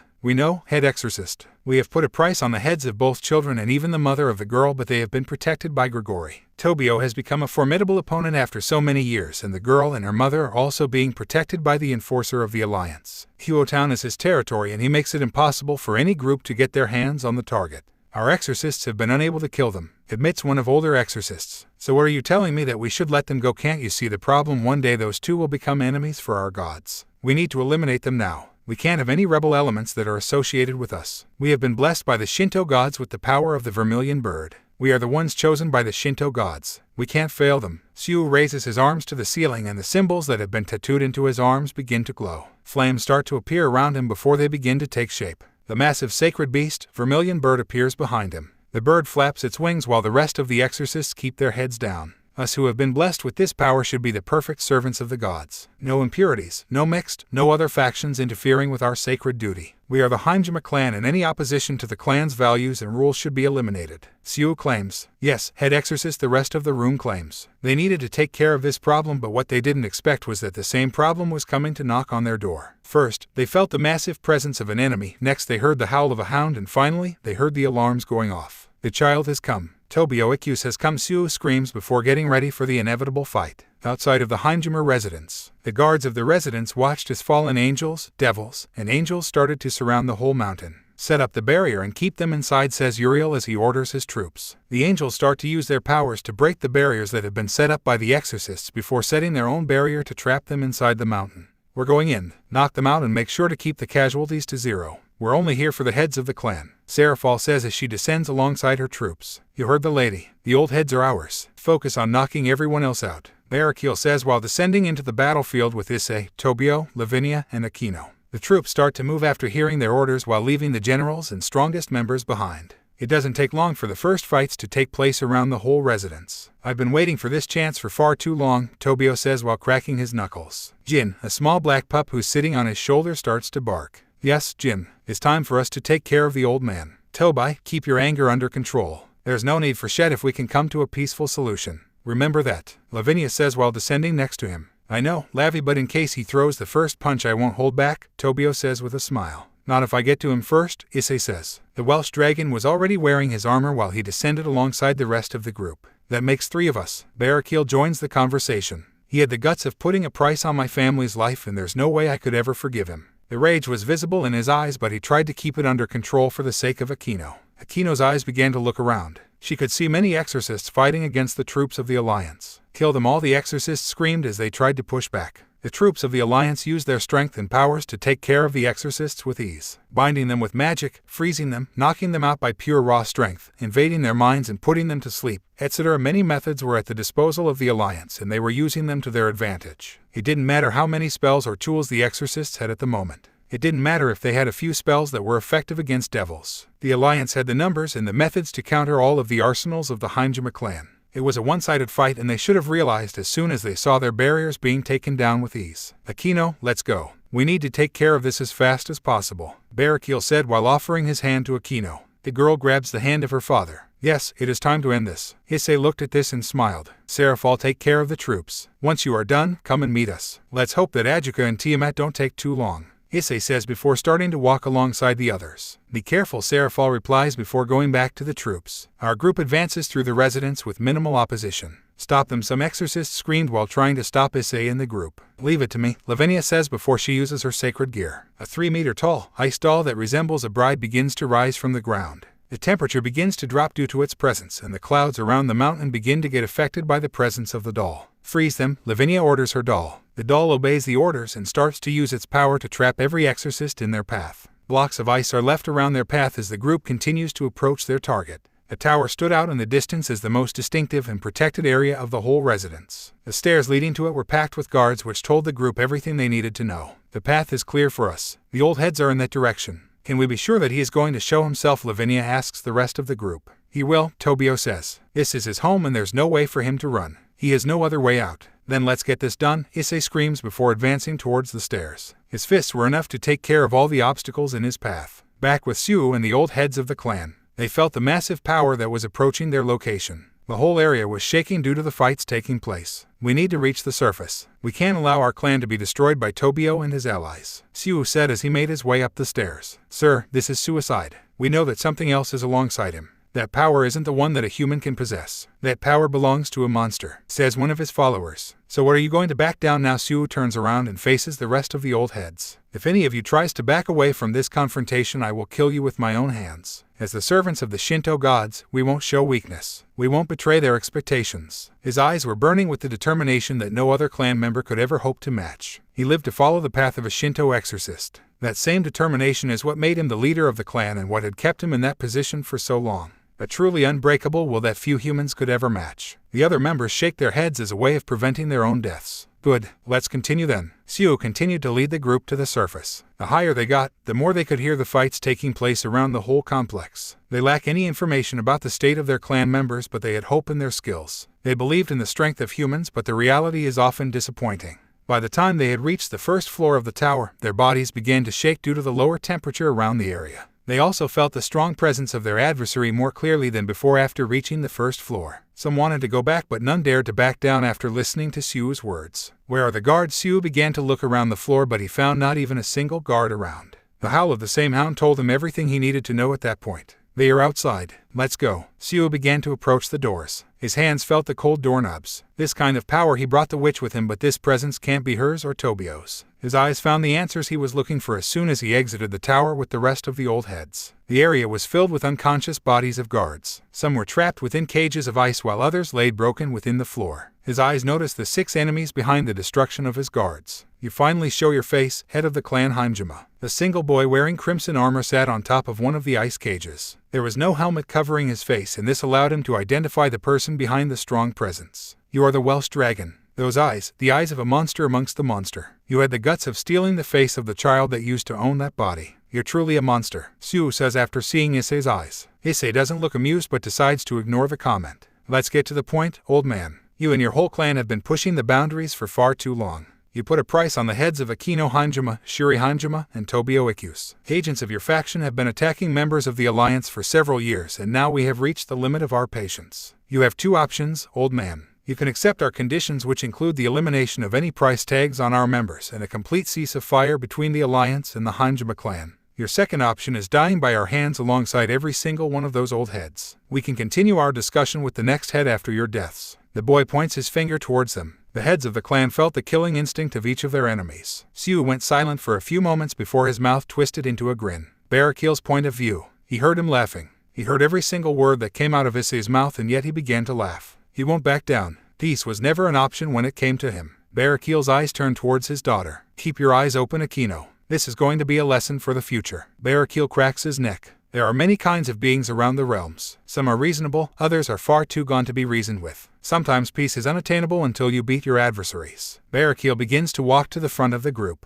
His power begins to be released. Holy lighting starts to cover his whole body. Issei jumps to the floor before his helmet reforms. The idiocy of some humans never ceases to amaze me. The boy joins Barakiel. Let's end this fast. Tobio sighs before joining his fellow allies. Lavi, take care of Akhenaten. Jin growls before joining his partner. The small pup begins to change form until it becomes a large dog that is holding a blade in its mouth. Tobio begins to chant before he gets covered by his shadow before he transforms into a humanoid black beast with 6 tails that combine into one. His mouth is wide and filled with rows of sharp teeth. Aquino's point of view. Aquino is surprised by the trio. Is this what being strong means? The girl feels how Lavinia picks her up in her arms. We need to back away just a bit, Akhenaten. It's time for them to go all out. Lavinia uses her powers and all the unconscious guards are dragged out the way by multiple dolls that are under the control of Lavinia. Up we go. Lavinia uses her magic to levitate alongside Aquino and the main doll. I have wings, Aquino claims. Trust me, Akhenaten. You're much safer if you stay in my arms. This is a fight to the death and everything can happen, Lavinia says before focusing her eyes on her allies. Be careful, Tobai. We don't know the full extent of the Vermilion Bird's power. Back on the battlefield, the tension was at its highest point. Each of the exorcists was able to tell that their adversaries were far from easy opponents. Barakiel, the former lighting of the Bible god, a veteran of the war between pantheons and one of the hands of Azazel. Tobio Ikyus, the Slash Dog, owner of cannies like Aeon and one of the strongest humans, known as one of the strongest agents of Grigori, who is no longer a teenager but an adult. And finally, the Welsh Dragon, who was free from his restraints within the booster gear. The enforcer of the Alliance, who was gaining the fame of one of the most dangerous beings in all of the realms. All of them together meant total annihilation, but the will of humans was a double-edged blade. Every single one of the exorcists began to summon their weapons and to chant their spells. The blessings of the Shinto gods were with all of them, and they knew that fighting was the only path left for each of them. 22 old exorcists with decades of experience under their belts were about to face the biggest challenge of their lives alongside their leader. Siu stops laughing and starts to chant several incantations in a matter of milliseconds. On this night all of you will die by our hands. Several Shinto seals begin to appear around the whole dome. Each seal targets the trio. Rock Kingdom by man with a mission. Try your best, old man, Issei screams before both sides clash. Uriel's point of view. Uriel watched in amazement as the fight between the old heads and his allies began to take place. The blessing of the Shinto gods is no laughing matter. The question is, how far can just such a blessing take a small group of humans strengthen the dome? We're about to see how far humans can go for the sake of their misguided goals. Uriel orders the rest of his troops. Each angel increases the amount of energy they are putting to create the dome. As soon as they do this, they begin to feel the vibrations of the explosions taking place inside the dome. Allow me to see the limits of a Shinto exorcist, Siu Heimjima. Uriel thinks while watching the fight taking place. Inside the battle, Tobio was forced to evade another beam of light that was shot from the many Shinto seals that surrounded the dome. Each seal was like an eye that keeps shooting beams of light at them. The speed of each attack was insane and their strength was dangerous even for him, but he had the advantage when it came to speed. His speed was far beyond that of any human being. He was a hound and he had the objective of killing all of those that had tried to eliminate him for years. Tobio creates a sight out of the shadows covering his body before he uses his incredible speed to take the head of one of the exorcists. The head of the exorcist flies into the air before being caught by one of the many smaller shadow hounds that began to come out of Tobio's shadow. Devour all of them. Leave nothing for the worms. Bastard, screams another exorcist before trying to crush Tobio with his hammer. Before he can connect with his target, Jin jumps out Tobio's back and uses the blade on its mouth to cut the exorcist into thousands of pieces. Keep moving, Jin. There are some targets left, Tobio says before he disappears once more alongside his pack. The next targets only saw the red eyes of the hounds before being devoured by them. While this was happening, Barakiel used his holy lighting to take care of many of the Shinto seals. Some seals tried to shoot him down, but his lighting blocked all of the attacks. The blessing of the Shinto gods might be useful against other beings, but is useless against me. Barakiel, a group of 3 exorcists, tries to cut him down with their naginatas. Barakiel uses his left arm to block all of the blades. Your blessed weapons are never going to cut me down. Barakiel uses his right arms to break the weapons with ease before taking the broken pieces and using them to stab the exorcists. Let's see how you like my lighting. Barakiel releases some of his power around himself, and all of those exorcists that found themselves close to the area get electrocuted by thousands of bolts. Their bodies are fried and fall to the floor one after the other. Each one was left dead on the spot. The remaining exorcists shake in fear at the sight of so many of their fellow exorcists dead. Barakiel turns his sights towards Siu. Come to me, you old bastard. You tried to kill my wife and child for many years. I held back the anger for a long time due to the possibility of war, but now that has changed. Barakiel's eyes burn with complete rage. Face the consequences for your acts. Siu kept a calm face although he had received some damage already. A fallen angel such as yourself should have never laid his hand on a member of our clan. Your child is a monster, and after eliminating you, I'll move to her. Siu points his finger towards Akino, who's watching the whole fight without looking away for a single second. The flames on his hand start to spread out and take the shape of a large Uchiwa fan. My holy flames will incinerate all of those that oppose the will of the Shinto gods. A body is then thrown towards him. Siu lifts the fan before he uses it to incinerate the body until only ashes remain. Shinto gods this and holy flame that. Just shut your mouth and face your end, Issei says while breaking the neck of another exorcist. Issei releases the body and starts to approach Siu. You might not be able to see it, but your fellow exorcists are almost all gone by now. You're all alone and it's all your fault. Every single one of their deaths is due to your actions. 3 exorcists tried to stop him. Get out of my way. Issei extends his tail. The tail moves with impressive speed and precision, which makes it impossible for the exorcists to protect themselves against such a sharp weapon. Their arms are cut off in a matter of seconds.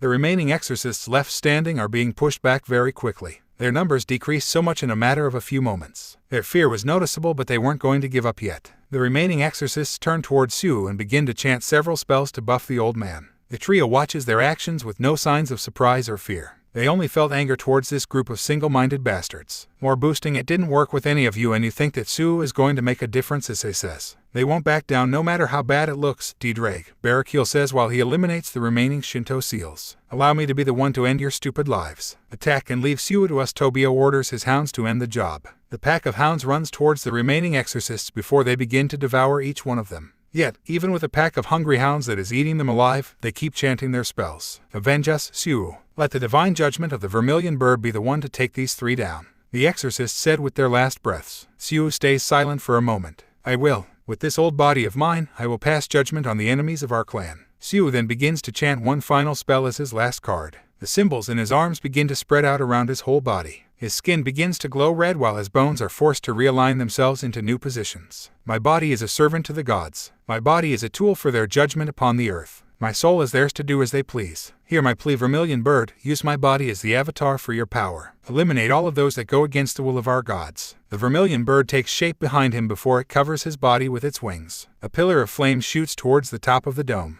In another part of the complex, a young woman with black hair and red eyes kept her sight focused on the pillar with no signs of fear towards what was about to happen. This will be your end, old man. Your fears and one-minded ideals have led us to this point. May your soul find peace on the other side. Alongside her, a small group of younger exorcists awaited the end of the fight while being surrounded by troops of the Alliance. They had no weapons on their hands, which took the troops by surprise. I imagine that your Suzaku Hinjima voice calls out to Suzaku. Seraphal makes her way towards the group of Suzaku. Suzaku turns around. That is my name. It's a pleasure to meet you, Seraphal Leviathan. Has my cousin told you about me and my plans? He has indeed. We are only waiting for Ajuka and Tiamat to get here with her. After that, we can start to discuss the treaty with your clan, Seraphal says before turning her sights toward the site of the fight. The power of the vermilion bird, the biggest blessing of the Hinjima clan. How long do you think is going to last against my allies? Not that long. Tobio has already passed the power of the blessing. He can defeat him on his own, and I doubt that Siu's body is going to be enough to use all of its power. Even with all that, Siu is going to fight back until the very end.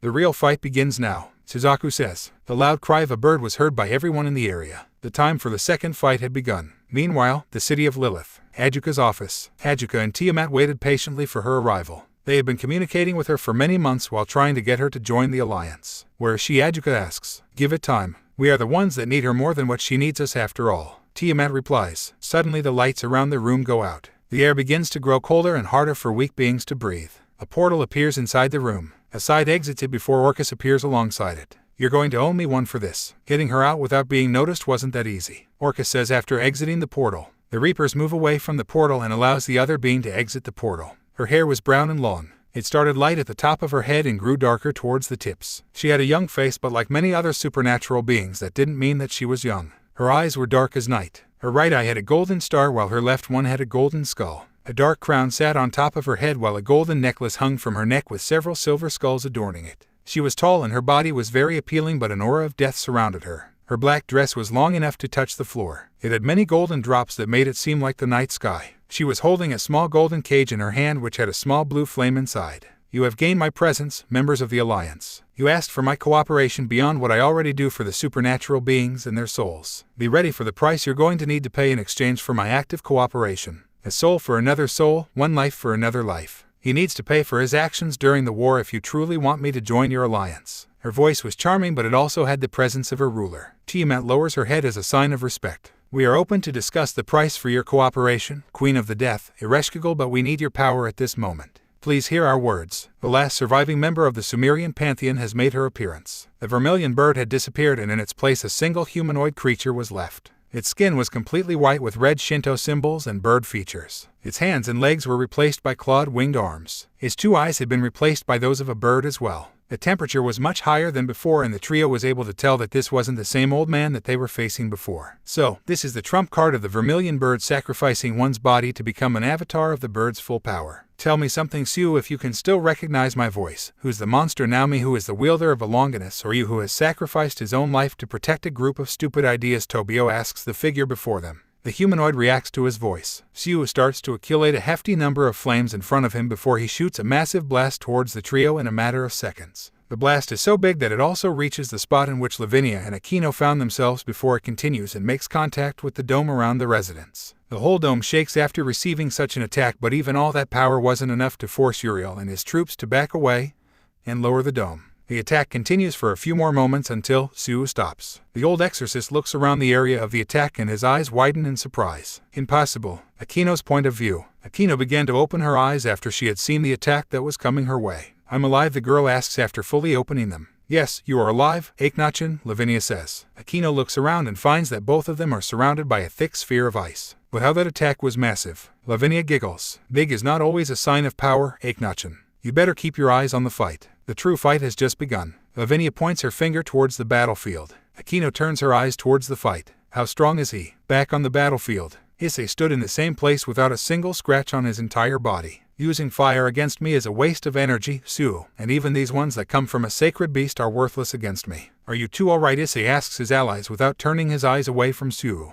The Welsh dragon had decided to spread out his wings even more and use them to protect Tobio and Barakil from the flames. Thanks for the help. I'm fine, but those flames were hot. I'll give it to you, those flames were not a joke, Tobio says after being released from the wing cocoon. I'm alright. Barakil turns his sight towards Sue. You had your chance. The fallen angel moves with an impressive speed before punching Suu's face and sending him straight into the dome. Now it's our turn, bastard. Cold Rain, remember. Suu's point of view. His body made contact with the dome. Just one punch, how is this possible? His whole body was consumed by the pain of the transformation and punch. Sue didn't get the time to fully recover from the attack. His eyes turned towards the direction in which he came from before they widened at the sight of a lighting spear coming his way. Sue was forced to use his wings to fly away and evade the attack, but as he got away his instincts went off. Fast enough to evade one of his spears, but not enough to get away from me. The voice of Tobio was heard right on top of Sue. Sue's eyes widened after he turned his face towards the direction in which he heard the voice. He found Tobio standing on top of a magic circle alongside Jin. The scythe on his hands was still covered in the of its previous victims. Tobio had used the spear as a distraction to approach Sue without being noticed.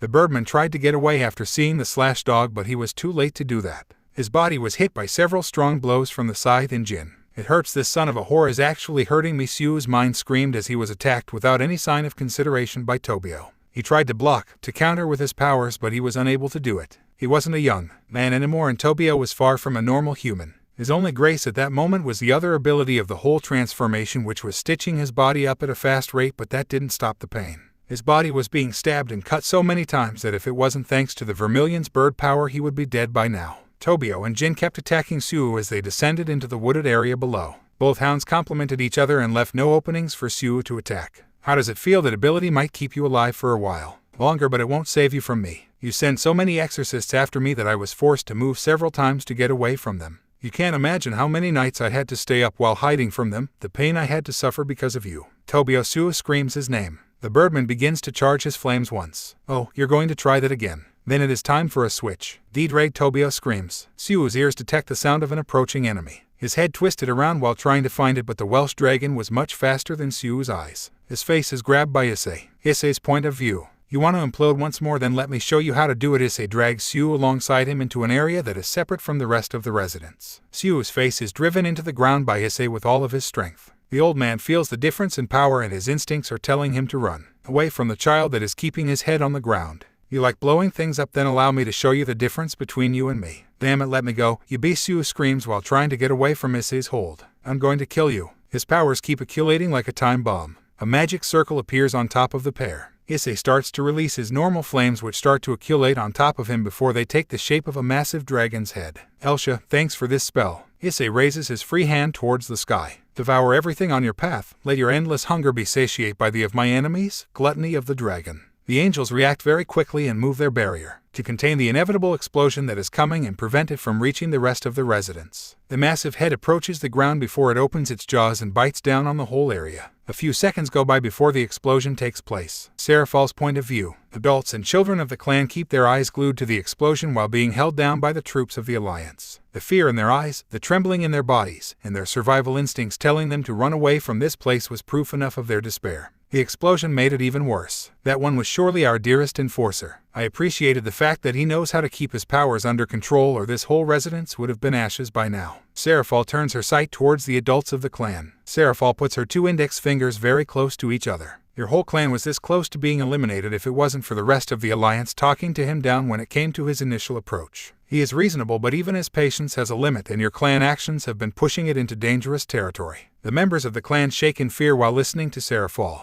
The howls of a pack of hounds make them even more afraid. The screams of a bird are then heard shortly after. And that should be Tobio, Suzaku says. Do any of you realize how close we were to being eliminated by Tobio on his own? Tobio might not be a dragon, but he is the slash dog, and nobody in this place can match his abilities. Me, no Siu, and especially not a single exorcist of the other clans. Siu has led a stupid hunt against individuals that had never hurt the clan for far too long. For years Tobio was forced to run and hide from exorcists that the clan sent after him, and now he is back for payback. Do any of you has the guts to face him? Suzaku looks around, and not a single one of the adults has the guts to talk back. They feared the slash dog, and after seeing what kind of allies he has, they had more reasons to leave him alone. You see how every action, as a consequence, how every stupid decision of the clan can put us at risk, and our gods won't come to help us in moments such as this. We need to change as a clan, or we're going to be eliminated as a result of our own actions. Suzaku's words are then interrupted by the appearance of several big electric fists in the air that started to descend and punch the same area in which the explosion had taken place before. The screams of the same bird from before increased in power as each fist made contact with the area. And that one should be Barakil, a former pure angel who is also a veteran of the Great War. Your clan head put a price on the head of his wife and child. For many years he hasn't come to attack this place and only protected them from your agents. He was forced to move away with them, but you kept sending exorcists after them. How angry do you think he is? Seraphal approaches one of the adults. You need to change or face the consequences. Today you only lost a few old heads of your clan, but tomorrow it might be the whole clan if you keep these so-called traditions and values. The adults looked defeated after hearing such arguments. They knew that their actions weren't the right ones on many occasions. They had thrown so many members away for being different, for stepping out of the path of the Shinto exorcist, and for a long time, even before Siu, many were killed based on unjustifiable claims. They were the servants of the Shinto gods, but like any other human, they had a mind, reason, and feelings. It was time for the clan to move towards a new path or face certain death at the hands of the Alliance. We recognize Suzaku Hanjima and his group as the new heads of the clan. The adults of the clan said, "Your orders are ours to follow no matter the consequences." The children and younger members of the clan were surprised, to say the least. Suzaku and the rest of her group were known for being rebellious. They were known for having unusual ideas within the clan, and many rumors surrounded the group activities whenever they were outside the residence. They were progressists within a clan filled with conservationists that fear anything that was different. And yet they found themselves in the presence of a new council of leaders who were going to have a say on everything that goes on within the clan. But the surprises didn't end there for all of those present. The transportation circle appears next to Seraphal. The first to come out is Ajuka, who is then followed shortly after by Tiamat. "Did you get her?" Seraphal asks. "Look at her for yourself." Tiamat moves away from the portal. The air becomes hard for everyone that is not strong enough to stand up. Everyone present feels an indescribable sense of fear as she makes her appearance. The unavoidable fear of certain death was invading each of them. "I present to you, the Queen of Death, Ereshkigal," Tiamat says. Suzaku and her group quickly get down on their knees after hearing her name. A god is a god no matter the faction, but a god of the realm of the death is something that should be respected by all creatures, especially humans. The rest of the clan's adults couldn't believe what they were seeing. "My lady, it is an honor to meet you," Suzaku says while keeping her head down. "Raise your head, child of the world of Gia and the god of the Bible. I'm here because my powers are needed, and the faster we take care of this, the better it is going to be for me. I have things to discuss with other beings," Ereshkigal says. Her shadow spreads out before a massive table appears with a single piece of paper. Ereshkigal's appearance changes as well.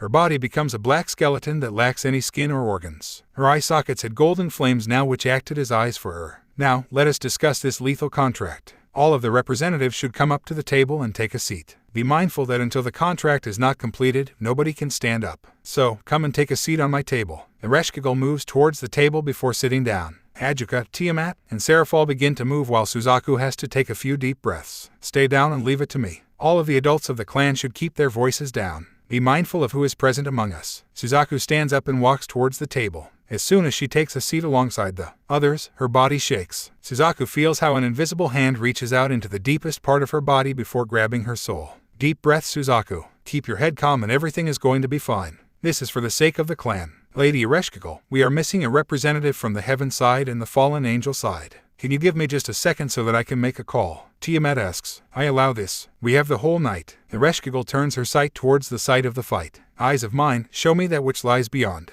The golden flames that were located inside her eye sockets disappear. Ereshkigal, are you still with us? Adjuka asks after seeing what happened to her eye sockets. Yes, child. I'm just taking the liberty of seeing this small altercation with my own eyes. Ereshkigal replies. So, this is how he looks. After getting a body, you have changed but you're still the same no matter the face you take. A life for another life. Ereshkigal goes silent. Her focus now laid on the fight. Is she alright? Suzaku asks. Leave her be. Do you want to talk about your concerns regarding the contract? Adjuka focuses his sight on the young lady. I like that, Lord Beelzebub, Suzuka replies. The pair begins to discuss the possible points that each side wants within the contract of the death. Tiamat decides to pay no attention to Ereshkigal or the rest and focuses on getting someone from the angel side. Gabriel, come to this place right now. Uriel is still taking care of the barrier and we need someone that represents the side of heaven. Give me a minute and I'll be there. We're a bit busy with our surveillance over the Shinto gods. Gabriel's voice is heard from within the magic circle, back within the site of the fight. The area was completely burned and demolished after being subjected to many of the attacks that the trio had used against Suo. Suo wasn't having a good time.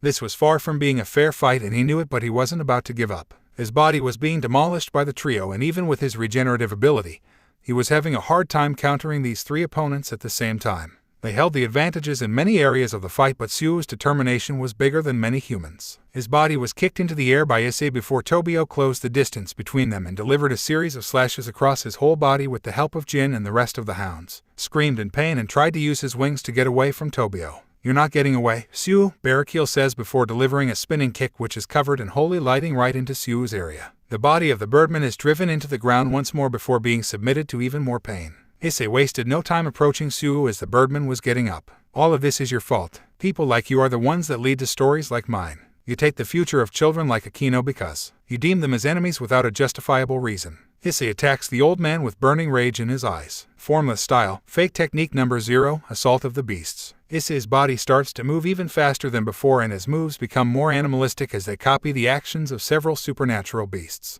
The kicks of Sleipnir, the fast claw attacks of the Nemean lion, the piercing power of the tail of Midgardsormr, and many more beasts of the supernatural world are replicated in each of his attacks and moves, which leaves Suo with no chances of parrying or blocking any of the attacks due to their unpredictable nature. Suo's bones are broken before being repaired by his ability just to be broken once more. His body is pierced several times. His body is enduring an amount of pain that no other human has ever experienced, but his mind keeps it together. I need to fight back. I can't let them get away with this. While the assault continues, Issei begins to feel something strange with his body. Barakil Issei screams before kicking the body of Suo in his direction. Issei's body starts to release steam after he kicks Suo. This feeling, finally, my body has finally mastered this technique. This is good. Hey, are you alright? Ddraig Tobio asks after seeing the steam. You appear to be burning from the inside. I'm alright. This is nothing, so stop worrying about me. Keep moving or I'm getting the kill tonight. The technique is not over. Suo will die by my hand if you're not fast enough. The vessels around Issei's body begin to expand, and his hearts begin to increase the circulation of around the body. His senses turn sharper and his lust increases to higher levels than before. His tail starts to smack the ground with incredible strength. Tobio smiles. Not if I get him first. That old man is mine to kill. Jin, let's go. The rage was noticeable in his tone. His head is mine to take. The hound howls before more blades start to grow out of the rest of his body. The execution continues. Barakil's point of view. Suo's body was caught by Barakil with a single hand. While holding Suo's head, Barakil lifts the body up. Look into my eyes, Suo. Barakil rises the body until his eyes can meet. I left you alone due to the possibility of war and the lack of support from Azazel, but now I'm able to go all out. I won't forgive you for trying to kill my family. My face is the last thing you're going to see, and once you get to the land of the dead, you better stay there because I will kill you once more. Barracuda releases the body. Siu sees this opportunity as a chance to fight back, but his eyes widen in fear after they see what's happening to Barracuda. This is the end of the road for you, Holy Lighting Emperor. Barracuda's wings spread out and they begin to change color. They turn lighter and reach a light silver color. His whole body gets covered by holy symbols which emanate pure holy lighting.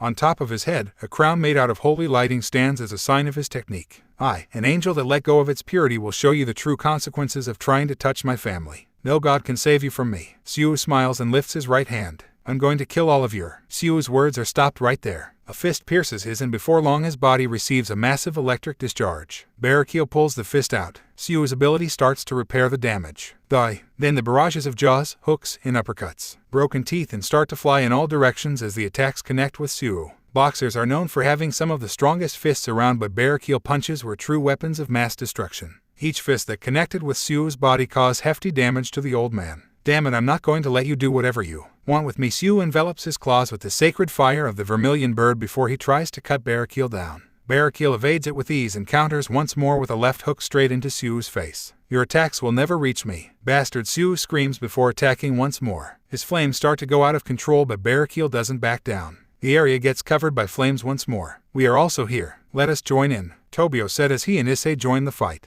Let's end this then. Barracuda grins before he pushes on to end the fight alongside his allies. Akino's point of view. Her eyes couldn't look away. She knew that this was all for her sake, and with this, she wouldn't need to worry about any more attempts on her life, and yet she couldn't stop shaking. Don't fear what you're seeing, Lavinia says. This is the world in which we live. There are times in which we need to become monsters to protect what's important to us. There are always those that won't back away and keep pushing the line. Akhenaten, you're the daughter of Barracuda and you can't run away from the supernatural world. The day will come in which you're going to be on your own and nobody is going to be there to protect you. You need to grow strong and get ready to protect yourself. Me fighting, I'm too young to fight. Yes, yet one day you will have to fight like anyone else. Not now, but one day you will join the fights like everyone else. Be it to protect your family, your life, or to help others, you're going to fight one day. Don't let fear take over you and see what you can become one day, Lavinia says before pointing her finger towards Issei. That child was forced to become what he is today due to the actions of those that betrayed Grigori, and now he is one of the most respected and feared beings around. I haven't talked to him that much, but I can tell that he is just like Tobio. He fights to protect what is dear to him and for what he deems worthy to protect. He came here for you tonight, and I hope that you can become someone capable of paying back the favor. Even the strong need help, and the Alliance is proof of that. Akino goes silent. Can I ever hope to become someone as strong as Dad? Her eyes turn towards Issei. Her mind is filled with the many times in which her mom and herself were protected by him when the agents of the Heimjima clan came for them. You have been such a good friend to me and my family since the moment we set foot in Kyoto. I truly hope that I can repay all of your help one day with my 2 hands. The flames spread around while taking the shape of burning birds that flew around at speeds that surpassed those of any modern human weapon while attacking everything that moved. Siu was beyond saving at this point as his mind was focused on only one action. Kill them all. Burn them down. His flames were out of control and anyone found on the path was faced with a high chance of being killed. The small birds kept chasing after Barracuda and the rest before getting close enough to them before blowing up like any bomb. Barracuda and Tobio had a hard time with these birds due to their lack of immunity to fire. Hey, Barracuda, these birds are pretty annoying. Do you know any way of taking care of them? Tobio asks while running and evading the group that was after him. He was sweating like crazy while pushing his body to higher speeds as he ran and evaded the kamikaze attacks. He had magic to fly, but he needed to save that same magic if he wanted to keep his transformation until the end of the fight. He lacked the opportunity of getting closer to Siu and taking the bastard's life at the moment. There was no room for him to stop moving, as one single stop was going to put his life at risk. It didn't help that the floor was covered in fire and certain spots would burst into geysers of flames at unexpected moments. I have no idea. Just keep running and evade them. We'll get our chance, or Ddraig will be the one to take his life, Barracuda said as he flew around the area while being chased by his own group of flaming birds. All this fire takes me back to the war, but is far from being enough to kill me. The fallen angel was giving his all, even if the power that Siu possessed was far from that of a god.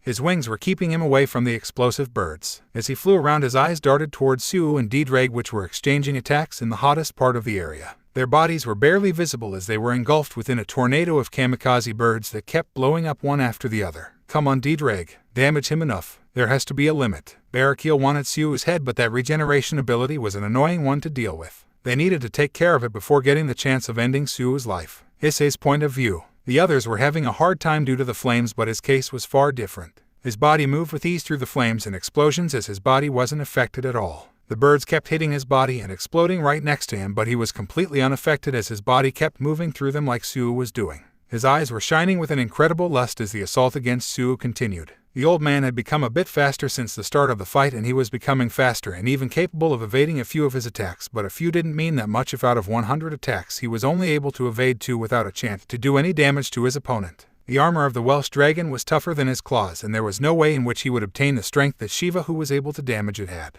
Issei's claws continued to pierce and cut the body of his enemy with no problems, but Suo's regeneration kept him alive even after so much damage. It was almost instant, and it was annoying even for Issei. Faster, sharper, push even farther. The broken voice of Lin, the creator of the formless style, kept ringing in his mind. Become a weapon that surpasses every other weapon. Become a beast that can't be matched by any opponent. Kill the prey before you. Her excitement was noticeable as she was getting the chance to see her creation reaching new heights. The formless style was focused on making the user into a weapon that could face any challenge with or without weapons at hand. A fighting style that encompasses ferocity, speed, raw strength, the power that the boosted gear used to offer the user, and fake techniques that couldn't be matched that easily. There are limits for the human body, and even the strongest previous users, including her, couldn't break through those limits. Yet a body such as the one that the current Welsh dragon possesses was capable of enduring the strain of the style and surpassing the limits of its creator. The Welsh dragon knew that he needed to use this opportunity to go all out. His body was burning with the desire to kill the enemy before him. Kill, kill, kill. The remaining husks that lived inside his mind were chanting like a chorus of mad people. They were usually quiet, but when it came to fighting, that silence went away. They were cursed by the boosted gear, and even now, after regaining some sense of their previous humanity, they were still husks attached to the anger and rage of the Welsh dragon.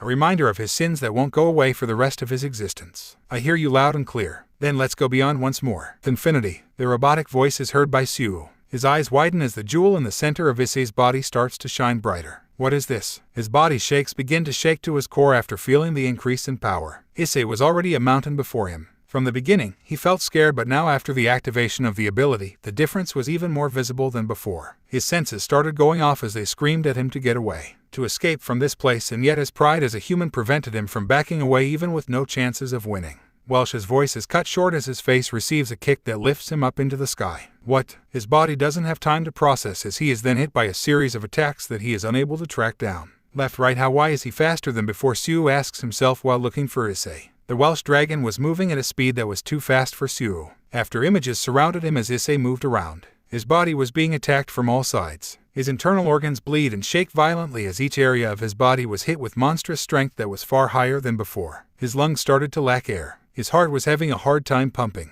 His brain was almost incapable of giving orders to the rest of his body. Then he started to feel that something wrong was happening with his body. His injuries weren't healing as fast as before. The rate started to decrease at an alarming rate. The constant barrage of attacks was finally affecting his ability to regenerate. His right arm was then cut clean off by Issei before it fell to the floor. No. Suo's mind connects the dots as he realizes that he has lost the only thing keeping him alive. Oh, what is this? Suo is kicked to the ground. Your arm fell off. Did you hit your limit? Issei cuts the distance between both of them and continues to put pressure on the old man. I'm going to make sure you suffer until your last moments. This is the end. Issei continues his attack while his right arm starts to accumulate a dangerous amount of draconic power. His hole was becoming brighter with each second, and the chanting of the voices in his mind had increased as the husks waited patiently for the end of this fight. The distress on Suo's face quickly translates into the flames that covered the area as well. One by one, the kamikaze birds start to disappear while the flames start to die down, thus leaving a clear path for the remaining members of the trio. About time, Tobio says. Don't waste any second and let's finish this. Barakil orders before they join Issei on the assault. The assault continues as Suo is demolished by the trio. His body hits every spot possible within the barrier that is surrounding them.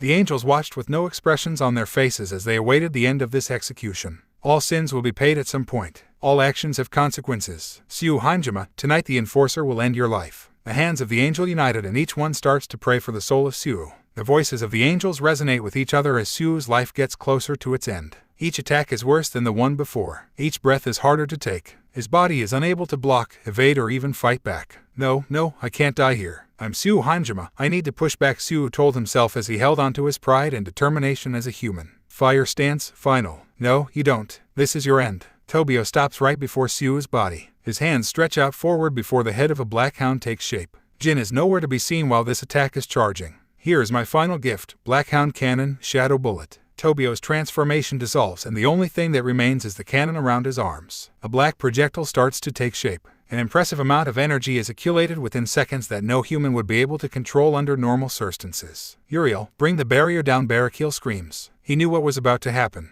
Let's see how much power you have, Tobio Icus. Show him your best. Uriel quickly reacts after hearing the voice of Barakiel. Lower the barrier down. The barrier comes down and then it happens. Siu has no time to think as his whole body is engulfed in a black sphere that is shot into the night sky. A black sphere slowly transforms into a hound that keeps running while making its way towards the cold and empty void of space. The attack continues to rise higher and higher until it disappears into the highest level of the atmosphere before an explosion occurs. All eyes focus on the explosion. Uriel seems extremely impressed by the attack of Tobio since not many humans are capable of such actions. Father, our siblings, the humans are becoming far stronger than what we initially expect. The age of myths might come back faster than we expected. If Tobio is capable of reaching such heights, there will be others that do the same even without the need of a Longinus. We need to be careful, Uriel thinks while thinking about what he saw. Tobio keeps looking into the sky while breathing with difficulty. Take that, you bastard. The wielder of the Canis Lycaon falls to his knees and smiles. Shit, that took a lot from me. Jin reappears next to his master and starts to his face. Is alright, Jin. I guess my body has hit its limit. I'm drained after that attack,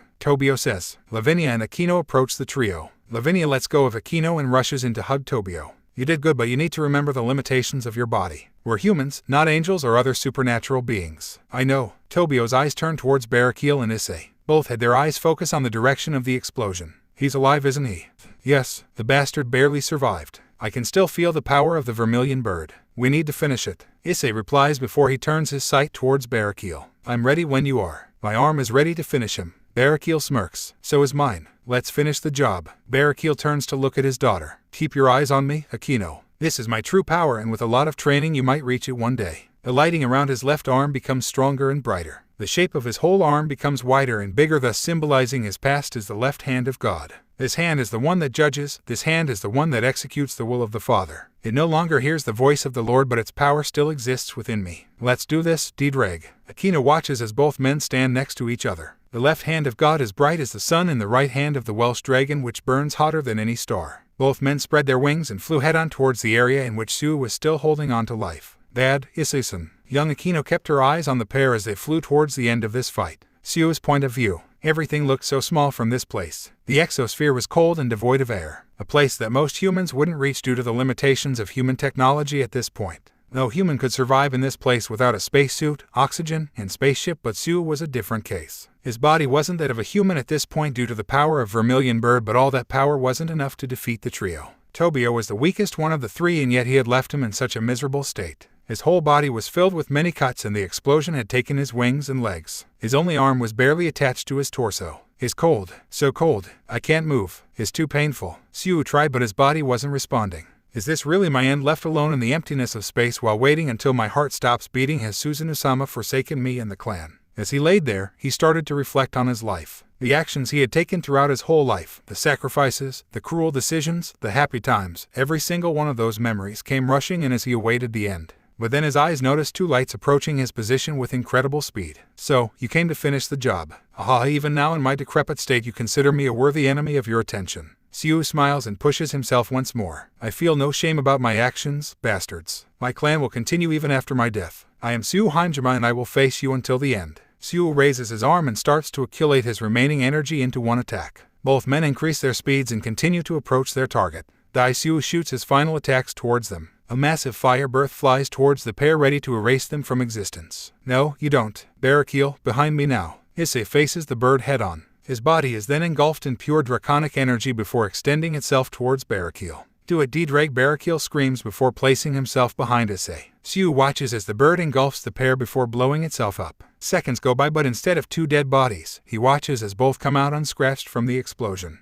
Both men prepare their final attacks. Their punches are ready to end the job. Siu laughs as his adversaries close the distance and finally reach him. Both punches pierce Siu's formless style. Secret technique number 1, D.0, Eastern Draconic Legion. The energy accumulated inside Issei's arm transfers itself to the inside of Siu before it goes rampant. Several Eastern dragons start to come out from all parts of Siu's body while devouring everything on their path. The dragons have a blast while consuming their prey. God's lighting judgment. Siu's body is electrocuted and impaled by several lightning staffs, spears, and swords. Both men pull their fists out and back away from Siu as his body is continuously devoured and punished until nothing remains. His screams were loud and erratic, but after some time they died out. After a few moments, nothing except for a small soul remains. Siu was finally dead. This is it. It's finally over. Barraquil tries to approach the soul, but he is stopped by Issei. That is no longer our problem. Issei feels the presence of a reaper nearby, and before both of their eyes, a small dark figure appears and takes the soul of Siu. Its whole body is covered by a black suit and mask that prevents anyone from finding out its true appearance. "Thanks for the soul. I'll see you at another time, Sir Welsh," says the figure with a feminine voice. Both watches as the figure disappears within instants. "Do you know her?" Barraquil asks. "No, but she might be that daughter that Orcus keeps talking about. Her scent was similar to his after all. Let's go back. We need to finish this tonight." "Right after you," Barraquil says before following after the dragon.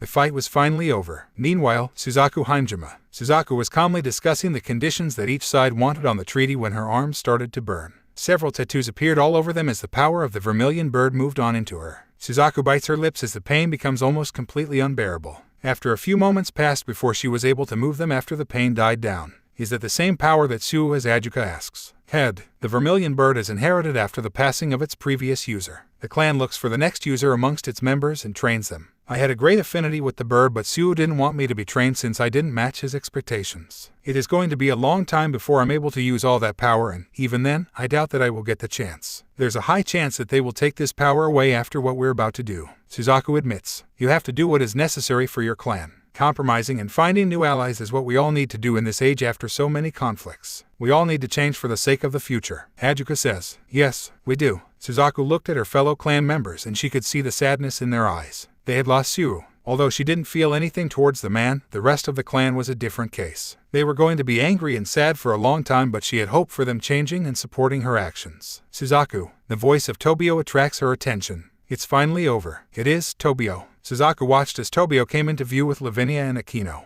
You don't have to worry about being hunted down anymore. Tobio smiles. It had been a long time, but he was finally free, and that meant that Akino and her mother were also free of this as well. The conversations are cut short with the appearance of the remaining members of the alliance. Issei and Barraquil start to descend to the area while the eyes of all of those present focus on them. Dad Akino runs towards Barraquil. Come here. Barraquil extends his arms and hugs her. It is over, my child. I can finally say that you and your mother are going to be fine. Akino buries her face on her father's while some tears roll down her face. Issei seems happy with this, but his happiness stops right there as soon as his eyes connect with those of a certain queen of death. Memories come rushing in as soon as their eyes meet. Ereshkigal. She has finally come. The sins of the Welsh dragon were many, and while he was alive during the war, many had fallen victims to his claws. Many who he had forgotten due to the destruction of their pantheons, but he still remembers a particular Sumerian god. A god whose mother didn't join the war. A goddess that wasn't known for her forgiveness. Many legends and myths surrounded Ereshkigal, from her possible consorts to her children. The human myths and records were filled with inconsistencies, but Ddraig knew the true legend of Ereshkigal. Ereshkigal, daughter of Nana and Ningal, queen of the death and goddess in charge of the soul of many supernatural beings. A goddess that has many abilities concerning death and souls. A goddess who had only one husband who was once slain by Gilgamesh and Enkidu. The legends surrounding the king of Uruk tell many things, but not a single one talks about what really happened to both friends after Ereshkigal learned about what they did. Ereshkigal doesn't forgive that easily, and all of those involved in the death of Gungalana paid a hefty price. Even Gungalana itself was punished by Ereshkigal after she got a hold of his soul. Then there was Nergal, who tried to have his way with her and ended up losing more than what he hoped. He never visited the realm of the dead after Ereshkigal punished his actions for 1 whole year. Nergal wasn't the same man after that year. And finally, there was him, the Welsh dragon, the dragon that killed her only son, Nanazu. This confrontation was going to happen no matter what, and now that Ddraig wasn't just a passenger inside a human body, Ereshkigal did not need holding back. Welsh dragon, come and take a seat. It's time to take care of business, Ereshkigal said as her eyes came back to her. There was rage on those burning eyes, and the Welsh dragon had no way out of this situation. Ereshkigal found herself walking through the deepest level of what seemed to be a massive cave system. The cave was dark and gloomy, but thanks to 2 different sources of light. One of those sources was several cages that hung from different walls. Each cage held a small blue flame that shone with different intensities when compared to each other. The other source of light was a field of shining flowers which was located in the deepest part of the cave. Ereshkigal smiles while she traverses the field. Her eyes move around while looking at the flowers. Sleep and enjoy the calm of this place, my dear souls. This will be your home for all eternity, or until you decide to reincarnate into a new being. There's no pain, there are no regrets, there's only peace for all of you. Each one of the flowers in this field was a soul that had come into her realm after being judged by the gods of death. Souls of innocent devils, yokai, and even all of those that weren't admitted into any of the heavenly realms of the different pantheons came to this place due to lesser sins. This cave was Ereshkigal's personal realm. A realm in which she takes care of them until the souls disappear or get reincarnated into new lives. Her fellow Sumerian gods couldn't understand why she worried about the fate of these souls, but a goddess such as herself couldn't care less about what others can say about her actions. All souls that came into her realm were worthy of her protection, and she made sure that nobody of her pantheon could ever dare to oppose her actions. This was her realm, the main mission in her life, and none of the other Sumerians could ever hope to stop her. While Ereshkigal takes care of her garden of souls, someone reaches her realm. A young man with brown hair descends into the garden with his auburn owl wings. His skin was tanned and his bright green eyes were the most charming part of his whole body. Eyes that showed some sense of innocence but also knowledge regarding things that no human could ever hope to understand. "Mother, we need to talk." "Ninazu, my son, give me a second, these kids need some attention." Ereshkigal replies with a calm and cheerful tone. Ninazu approaches her with slow and careful steps. He knew that his mother was really protective when it came to these souls, so anyone that came to her realm had to be careful when walking through the garden. "Mom, I need you to hear me out," Ninazu says after putting his right hand on one of her shoulders. "I know, just let me get up." Ereshkigal sighs and turns around before focusing her eyes on her son. "What's happening, my child?" "Lord Anu has decided to go to war. He has given the order that all gods in our pantheon should join the war," Ninazu explains with a nervous voice. Ereshkigal stays silent. Her previous smile was nowhere to be found. "No, I won't join him nor the others. You won't join them either. Anu is an idiot that is driven by fear and his desires. We have no reasons for joining the war. This whole war has gone out of control. We Sumerians have no reason to fight against heaven, the devils, or even the fallen angels. Nor do we need to fight the Asgardians, the Shinto gods, or any of the other pantheons who have joined the war. Ninazu, war has been the worst creation of us gods. There are no winners and only losers remain at the end. I taught you this from the very beginning." "I know, Mom, but I can't ignore my fellow gods. Father is joining the war as well. Your father is the biggest idiot in all of our faction. He died once at the hands of Enkidu and Gilgamesh. He was given a new body and even then he hasn't learned anything. You know damn well why I decided to end our marriage, and you should know that following him would mean your own death." Ereshkigal grabs both of her son's shoulders. "Ninazu, you're a healer, a god that heals and guides the souls of the elders into the afterlife alongside the reapers. You're not a warrior, you have never killed another being. There's no need for you to fight. Your wife, your son, they need you here and not on a battlefield." Ninazu grows quiet for a second before he talks once more. "They are also joining the war as healers just like me. Everyone is going to join Lord Anu's campaign against the other pantheons. We need you with us." Ereshkigal grows more scared after hearing those words. Her hands tremble. No, Ninazu, don't do this. Ninazu, if another god gets the chance of striking your soul with their powers, I won't be able to save you or your family. I can't save broken souls. A broken soul means the end for anyone. There's no second chance after a soul is destroyed. You don't need to join this war, my child. Your family is going to be safe if you stay with me instead of following your father. Hear me out and ignore the rest of our faction." Ereshkigal tries to convince her son. The fear of losing her only child was something that she feared with all of her soul. "I can't. The faction is our family, and a family that stands together won't fall before any enemy." Ninazu smiles and grabs her hands. "Join us, Mom. We need you to fight alongside us." "Fight for what? For Anu's insane claims to erase his fears? We have no reasons to join the war. Whoever wins the war is going to stand at the top as the strongest pantheon, and we know what's going to happen after that. Those are the claims and fears of the same idiot who joined his siblings and parents to slay the old ones." "Ninazu, are you hearing yourself? These are not your own ideas and beliefs. These are the insane ideas of Anu and the rest. My son, don't let yourself be dragged into a war that you don't believe in." She called out to him. "I'm joining them, Mom. That's my choice to make and I won't back down." Ninazu replies with determination behind his voice. His cruel fate had been sealed right there. Experiencing true war would be his own undoing. 7 days after, Ereshkigal sat in her garden of souls while praying for the safety of her son and grandchild. Her faction had joined the war without her, and just like she expected, many of her fellow Sumerians had died at the hands of other factions in just a few days. Be it Shiva, Susanoo, or any of the other pantheon's gods, each one easily slew her fellow Sumerians without any regard to their genders, ages, or calls for mercy. Idiots, all of you were idiots, and now you're paying the price. Her eyes traveled through the battlefields, which allowed her to see the many deaths of her fellow gods. Ninazu, oh my child, I'm so sorry. I told you that this was bound to happen. Her eyes focused on Ninazu, who lays on the floor while holding the dead body of his father. The musculous golden body of the bull of heaven was filled with stabs and cuts caused by many different weapons, and his soul was long gone. Ereshkigal couldn't hear her child's cries, but she could see the pain on his face as he held onto her exuspant's body. Gugalana, I wish you had heard me more instead of just acting like an idiot without a brain. Goodbye, my idiot bull. The pain in her words was noticeable, but she had been ready for this event. He died once at the hands of 2 idiots, and since her divorce, she had been prepared to see him die at the hands of another idiot, which in this case had been Indra, the leader of the Hindu pantheon. She felt sad, but there was no anger towards Indra. She had let go of any deep feelings towards Gugalana after their divorce. The memories remained within her, but any feelings that she once held towards him were now gone. She only held on to the feelings towards her son at this point. Please Nanazu, let me communicate with you. Don't push me away. I need to talk to you. There's still time to go back. She tried to open a communication circle with the boy, but Nanazu blocked any attempts. The boy didn't want to hear her voice at that point. 2 days after, the Ereshkigal was now crying after she watched the death of her daughter-in-law and grandchild. Both had been killed by Hachiman, the Shinto god of war. Nanazu had lost any sense of reason after watching his wife and child being cut into pieces by the katana of the Shinto god.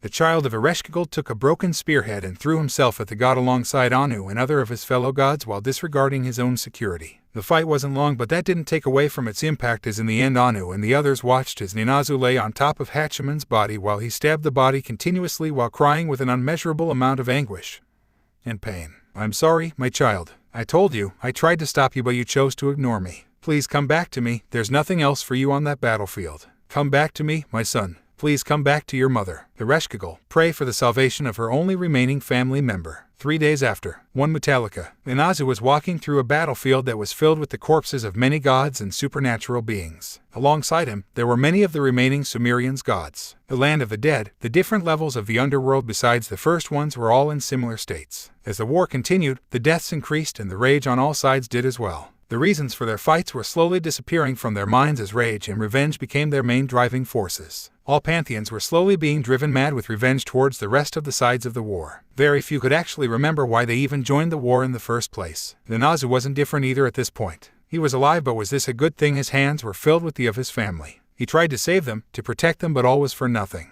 He had eyes, and yet he didn't really want to see what was before him. He had a mouth, but he didn't have any appetite left. He had legs and arms, but they no longer moved with a clear purpose. He had a soul, but the only thing that it was allowing him to feel was pain. He was broken and deeply hurt. The words of his mother were now like daggers that were making him feel even worse. A healer had become a killer, just another piece in the atrocious machine of war. Is this what it means to be a warrior? Is this what true war is supposed to be? What have I gained? What is left for me after losing everything? Why I'm even alive? As Nanazu continues to walk alongside his fellow gods, he drowns more in his pain and sorrow. He was just a puppet following those that were still able to fight. Lift your head up, Nanazu. As long as we're alive, we can start again once more. The voice of Anu tried to inspire him to continue. But what is left for someone who can't even be compared to his former self? A god that had never killed someone in the past was now just another killer in a meaningless war. His wife, his son, his father, his fellow gods. Almost everyone else was gone now, and only he remained. His eyes were hollowed and no signs of his former brightness remained. Nanazu Anu tried to reach him, but Nanazu didn't reply. The god continues to walk forward while holding onto his broken spear. Anu, who was a tall man with brown skin and green hair, shook his head as he found no way of helping Nanazu at this point. All right, let us continue, boy. Maybe once we are back and you see your mother, you'll be back to normal. But fate had other plans for them that day. A few hours after, red like the of many gods, red like the flames of a hellish sun,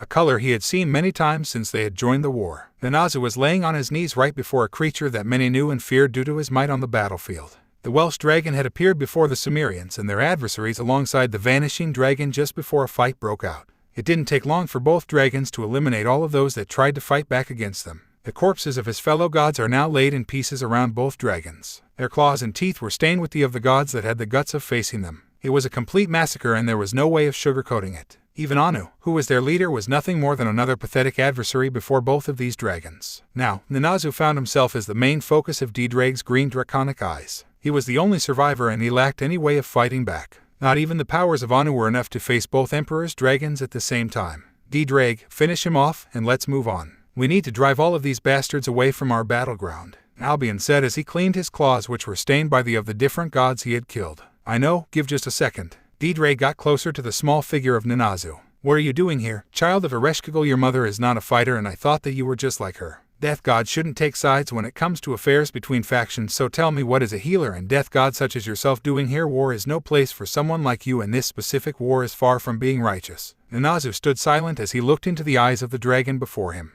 I don't even know anymore. Nanazu releases his spear and looks at his hands. I don't even know. I thought that I was doing the right thing by following the rest of the faction. I wanted to protect them, but I wasn't able to change anything. Ddraig watches as the tears start to roll down his eyes. Idiot. Just another misguided child that wasn't able to realize his own mistakes on time. Ddraig thinks for a second before he talks once more. What are you going to do now? Ereshkigal should be alive and waiting for you. I won't hold your hand and drive you back to your mom. I can give you only one thing, like any other god involved in this war, death. I can give you an end to your pain by killing you like the rest, or I can just leave you here to your own luck. Nanazu looks into his eyes. His mind couldn't understand why he was even talking to him. Why are you asking me this? Because you and the rest of the gods weren't supposed to be here. There was no need for all of you to come into this place to die while fighting for stupid reasons. I took you for a smarter god than the rest of your pantheon and not just another puppet that does as told by the rest, but it seems that I was in the wrong. So now decide your fate, god of death Nanazu. Make your way back to your mom, die by my hand or die by the hand of another being. Choose now. Ddraig asks. Ddraig, stop playing around with that child and let's go, Albion says while sounding really mad. Shut your mouth and let me take care of this, vanishing idiot.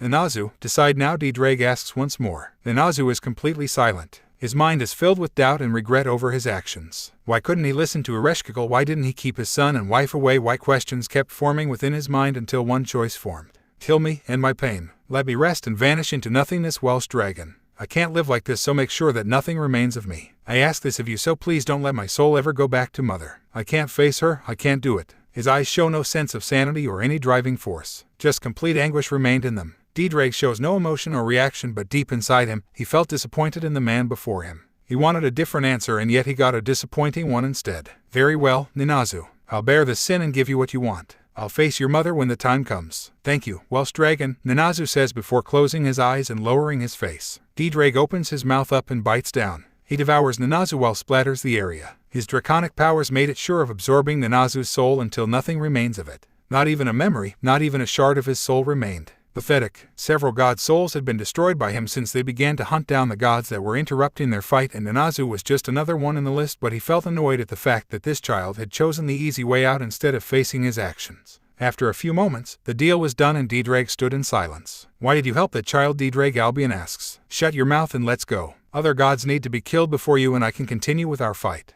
Ddraig opens his wings before he departs towards his next targets alongside Albion. All of this was seen by Ereshkigal, but she didn't get to hear a single word of what was said. Back into the present, Ereshkigal had her eyes focused on Ddraig while the rest of those present continued to discuss the treaty. The Heaven faction should absorb the Hanjima clan into the Reformed Church in case of being abandoned by the Shinto gods, Suzaku said. Are you sure about this? It would mean needing to accept a different religion and leaving the Shinto gods behind. Barakil asks. I know, but the Heaven faction is the one that would make more sense for us to follow in case of being abandoned by the Shinto gods. Suzaku continues. It wouldn't be hard for the Order of Sacred Paladins to accept former Shinto exorcists into their ranks. We accept the condition. Gabriel replies. Ereshkigal could clearly hear the discussion and continue to write down what each side wanted in the treaty, but her attention was slowly drawn towards the dragon behind the death of her child. She had his soul right at the tip of her fingers, but she was keeping her cool for the sake of taking care of this treaty first. Ddraig kept a calm expression, but deep down he was anxious. He knew it was just a matter of time before she came looking for him, and now he was at her mercy. Ereshkigal had a hold around both of the souls inside his body, and each second going by was making him even more anxious. The sensation of having an invading hand inside your body was already troublesome, but his situation was even worse. Dear Tiamat touches his shoulder. I'm all right,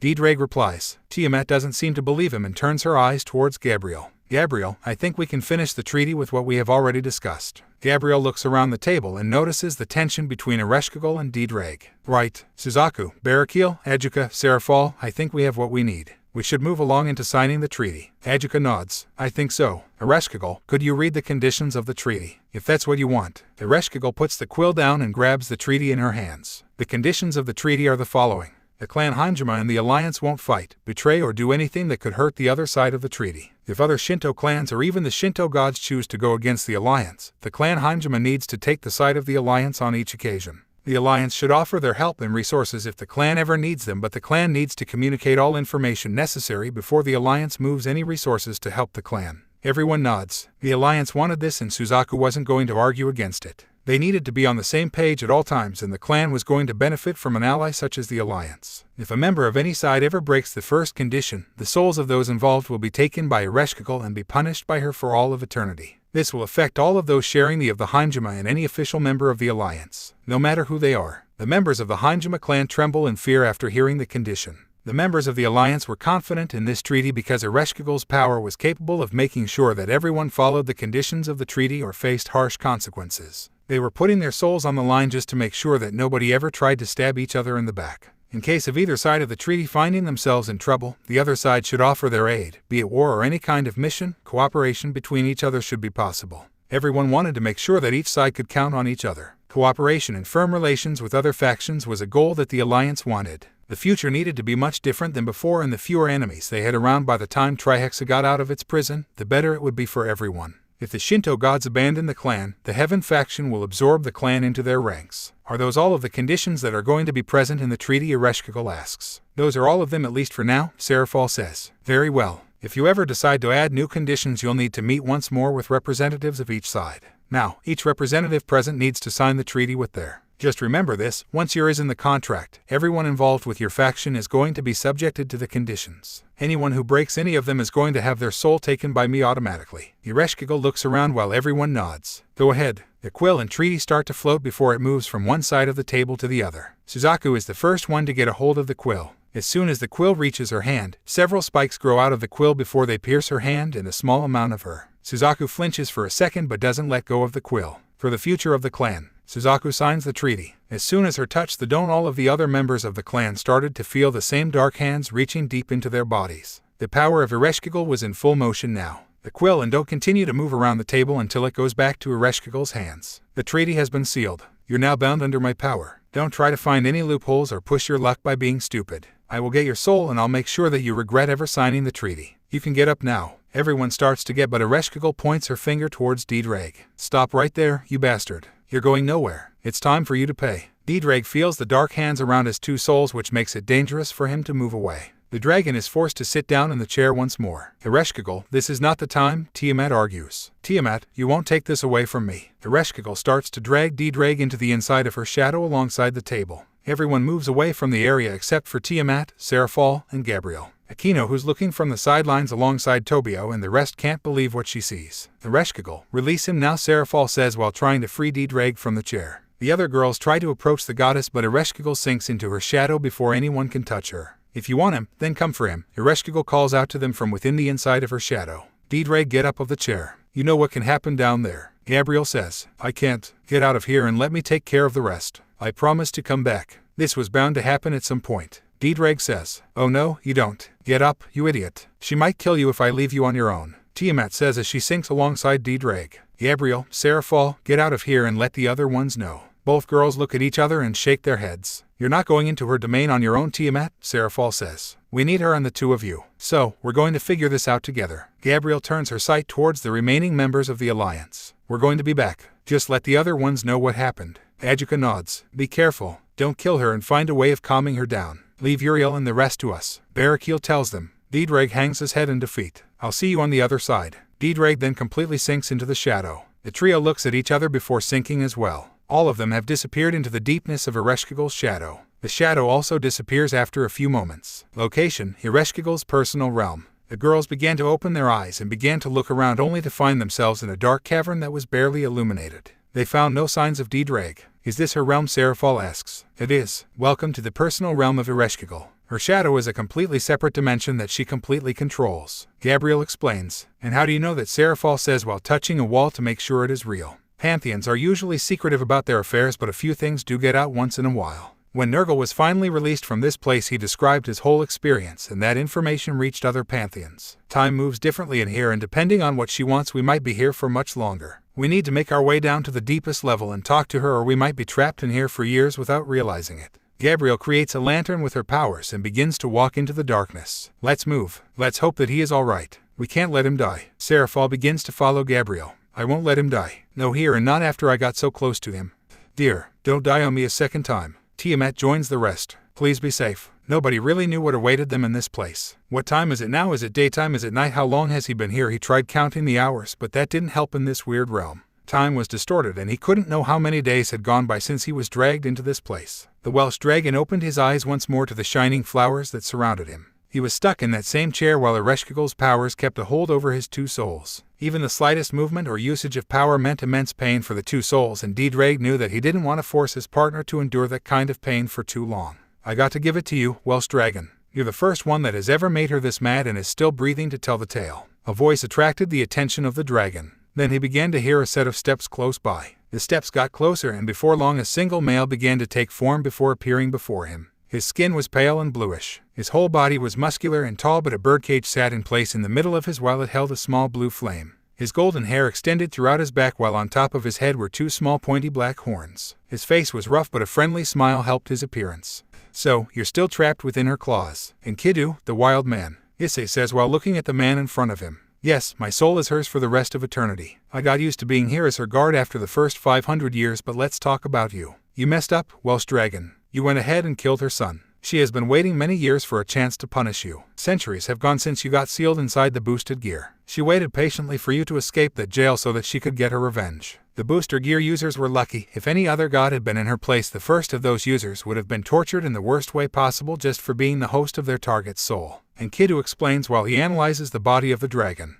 I know, and I thank her for that. She wants me and no other being, but I can't give her what she wants. And Kiddo approaches the boy and puts a finger on his, which is covered by his armor. You have made her even angrier after using your power to prevent her from dragging your souls out of that body. Your armor has also prevented her from torturing you physically. This is a curious situation. If you move from that chair, her powers attack your souls directly, but if she tries to drag those souls outside, your powers push her away. No side is winning at this point. I don't want to win. This is not a fight in the first place. I want to talk to her and come to some sort of agreement with her. My life is not mine to throw away anymore. Too much is in play and we do need her for our plans for the future. I'm willing to pay any price for her forgiveness, but I won't agree to any conditions if it means my death or the death of anyone close to me. And Kiddo shakes his hand in disagreement. She doesn't want anyone else but you. Her revenge is specific and you are the target. The child with which you share that body is sadly involved due to your situation. And Kiddo turns around. I doubt that she will forgive you or even come to some sort of agreement with you. She is one to hold grudges and there's nothing that can replace what she has lost. Even then, give it your best. I want to see where this ends up. Maybe I'll get to see the outside once more. My descendants might still exist out there. Wait, can you tell me if those three are safe? And Kiddo twists his head just a bit. They are all right for now. I doubt that either of them will find their way to you. This place is her realm. She hears everything, sees everything, and controls everything. If she wants you to run in circles for all eternity, is bound to happen. If they continue to not use their powers, they will never reach this place. Issei smiles. Thanks. At least knowing that they are all right makes me feel a bit more relaxed. And Kiddo gets curious. By the way, what is your relationship with them? I don't know why three ladies such as them would come all the way down here for someone such as yourself. An angel, a devil, and a dragon working together is already surprising, but all three working together to save you is even more surprising. Issei lets out a small chuckle. That is it. It surprises me as well. Tiamat is my first mate and someone really important to me. I can tell you all that you need to know. She is one of the reasons why I can't die again. She had to endure my death once and that is more than enough for her. Seraphal is an ally and, let's just say that she and I are still getting to know each other. We are members of the Alliance and she understands my importance for the future. But there's also her more personal reasons which I don't want to discuss. Gabriel and I are allies. She should be worried about my possible demise at the hands of Ereshkigal. So, a lover, a really close friend, and an ally. You have changed. The legends don't talk about anything like this. No longer the lone wolf that looks to prove his worth on any battlefield he can get his hands on. A monster that only fights and kills anyone who faces him. Someone who lacks any true connections to others. Issei goes silent for a few seconds. I found a place where I belong. A place where I can feel at ease and something that I cared about. I used to love fighting against Albion. My heart raced like crazy with each attack we exchanged and it felt great growing more powerful. But after being sealed inside the booster gear for so long, I got to see how toxic and destructive our rivalry became. I watched as armies died due to my words and rivalry with Albion. Nations fell due to my hosts and my influence. I pushed my ideals onto the boosted gear hosts and many died because of those ideals. After so long I just lost my will to continue to face Albion and his users on a battlefield. I need to change. Ddraig takes over. I needed someone that had what I lacked. Someone that could be the reasonable being that I wasn't on my own. Issei then takes over. I needed someone to grab my hand and lead me when I couldn't move on my own. I lacked purpose and I needed a light within the darkness. The Welsh dragon removes his helmet and shows his face. We needed each other and maybe luck is what led to us meeting each other. Maybe, but I'm not someone that believes in luck. We don't control many of the things that happen around us, but we do control how we react to them and how we choose to move on towards the future. Keep it up and you might get her to listen to you. Just don't throw a punch or I'll be forced to face you. And Kiddo begins to walk away. I know, but you two should know something as well. Issei looks towards the top of the cave. Off ice. I know that you can hear me. Please, stay calm. I'll figure this out. He didn't need to see her or even feel her presence to know that she was close by, waiting and watching every second of everything that was happening to the Welsh dragon.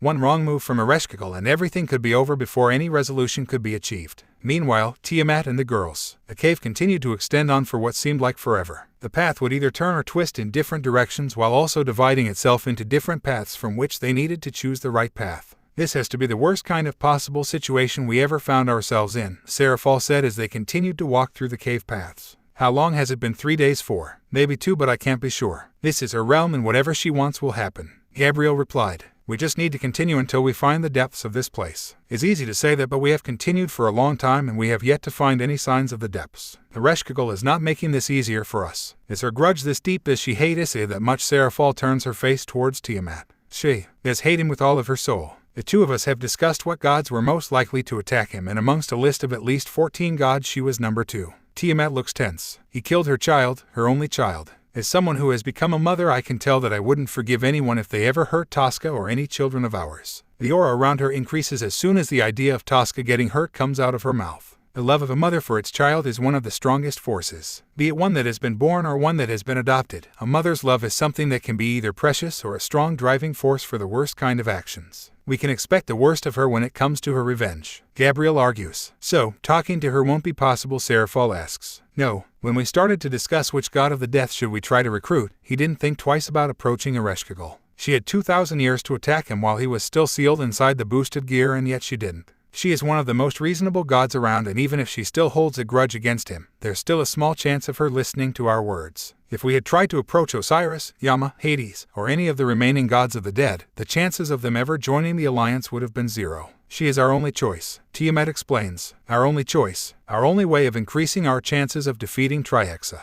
A chance of binding ourselves into the land of the living after death and fighting against any adversary that tries to destroy our homes. We are really insane for doing this. Seraphol smiles, but that smile disappears right away. Trihexa, you say, is that why you are trying to recruit me? The voice of a child calls out to them from within the darkness behind them. The trio turns around, and thanks to Gabriel's lantern they can see what was hiding behind them. A smaller version of Ereshkigal, who was holding a small doll, was standing right there. The doll was very similar to a certain child that was long gone. Ereshkigal, what happened to you? Seraphol asks. That is not the real Ereshkigal, Tiamat argues. Seraphol, don't forget that this is her realm, and what might be in front of our eyes is just some kind of apparition. Tiamat, is her scent different? Gabriel asks. Yes, it lacks any scent. She can't fool me with that kind of trick. Tiamat keeps her eyes focused on the child Ereshkigal. I wasn't trying to fool you. I am just a piece of Ereshkigal, one that symbolizes her reason. There are other 3 pieces alongside me. One that looks like a skeleton and another one looks like a grandma.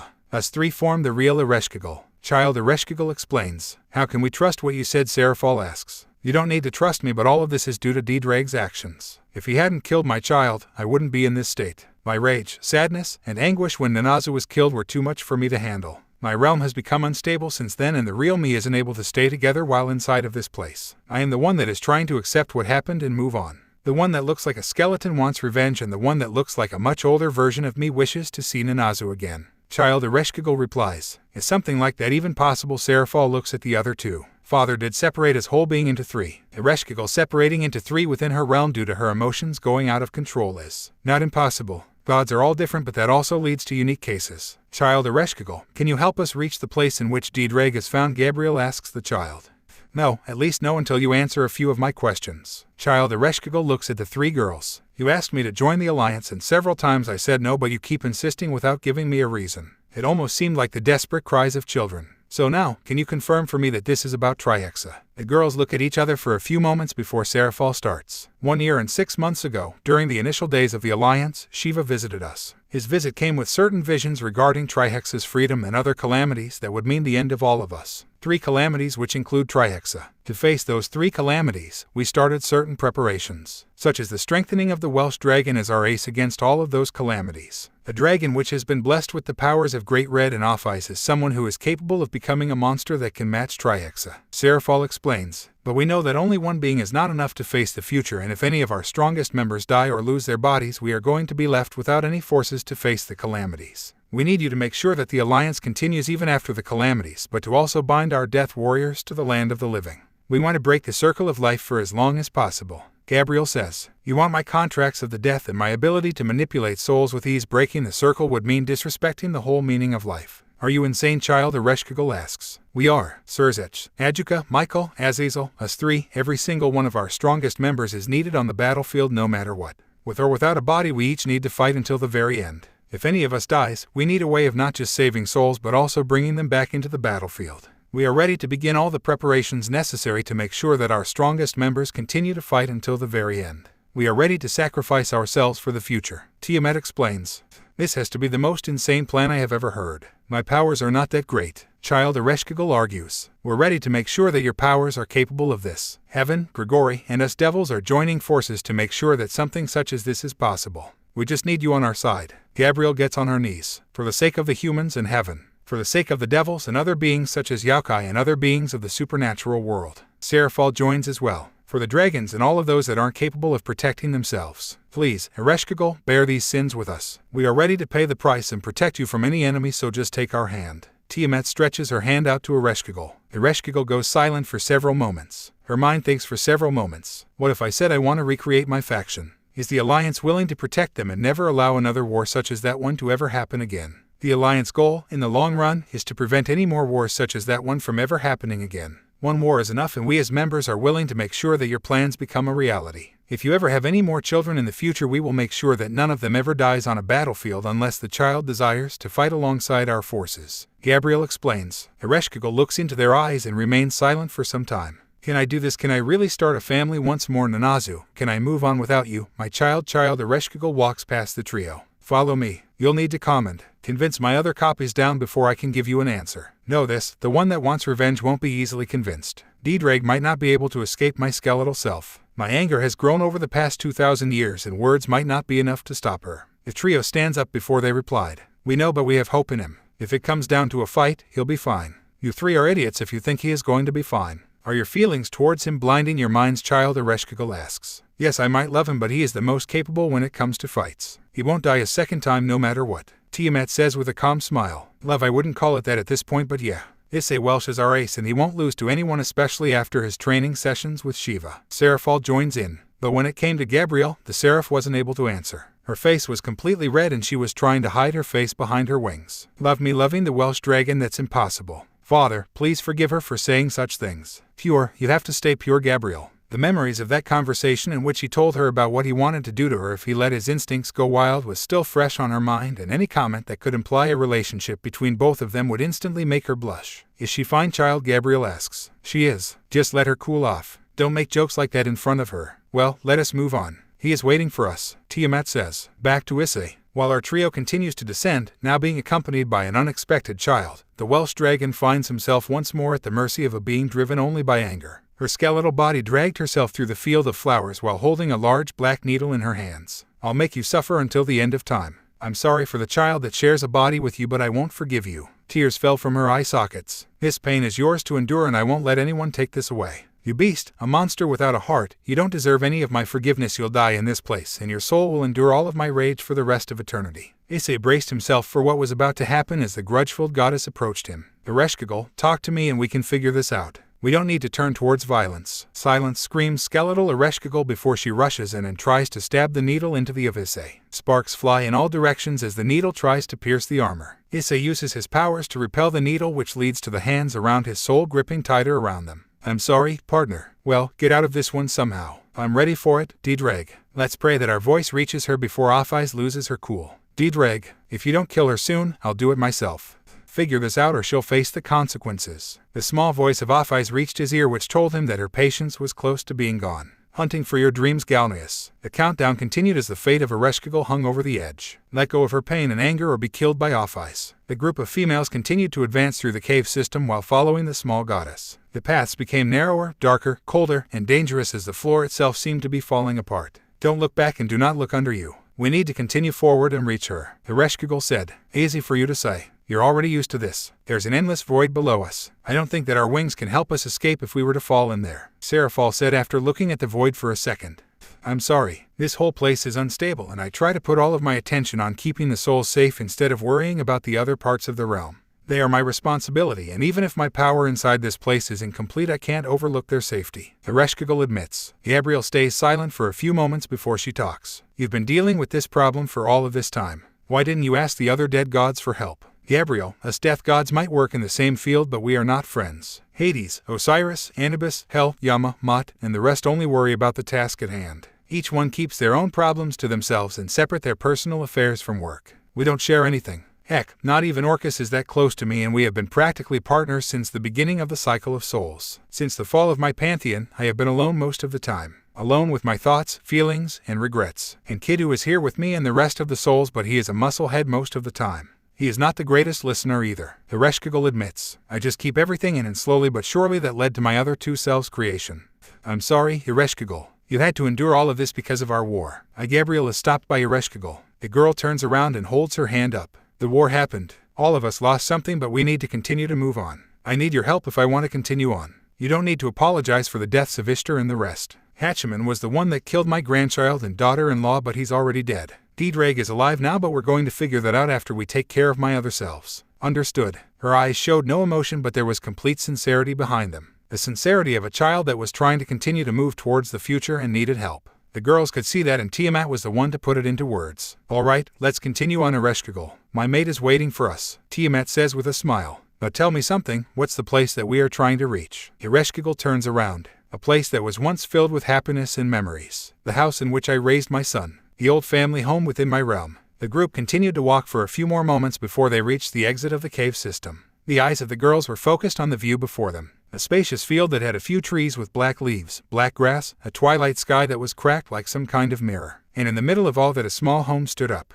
The color was drained from its walls. The plants that used to decorate its walls were dead. The windows were broken as well. An old chimney that was barely standing up was still letting some smoke out. Ereshkigal, is this really it? Serafal asks. I was never one for luxury, and Gugalana didn't have a say. It has seen better days, but is still a special place to me. The space was enough for us. We were able to raise our child into a respectable and caring god, but even that couldn't prevent him from dying. Ereshkigal looks at the doll in her arm for a moment before she starts walking towards her old home. Come, she's inside like always. The others follow soon after her without saying a word. It doesn't take long for them to reach the front door. Ereshkigal pushes the door before they enter. The outside was bad, but the inside was even worse. No person could live in those conditions, but the girls knew better than to badmouth the home of Ereshkigal. A few photos hung from the walls. Some showed a happy family of 3. Others, a child that keeps growing up over the ages, from his early years to his adulthood. Ereshkigal looked so happy in those photos, but compared to now she seemed like a completely different goddess. Ddraig, we better make it up to her somehow. I don't think that she can continue on her own for much more, Tiamat told herself. The group ignored the stairs and most of the rooms on the first floor as they followed Ereshkigal into the living room of the house. The floor was filled with pages that repeated the same word over and over. Nunazu.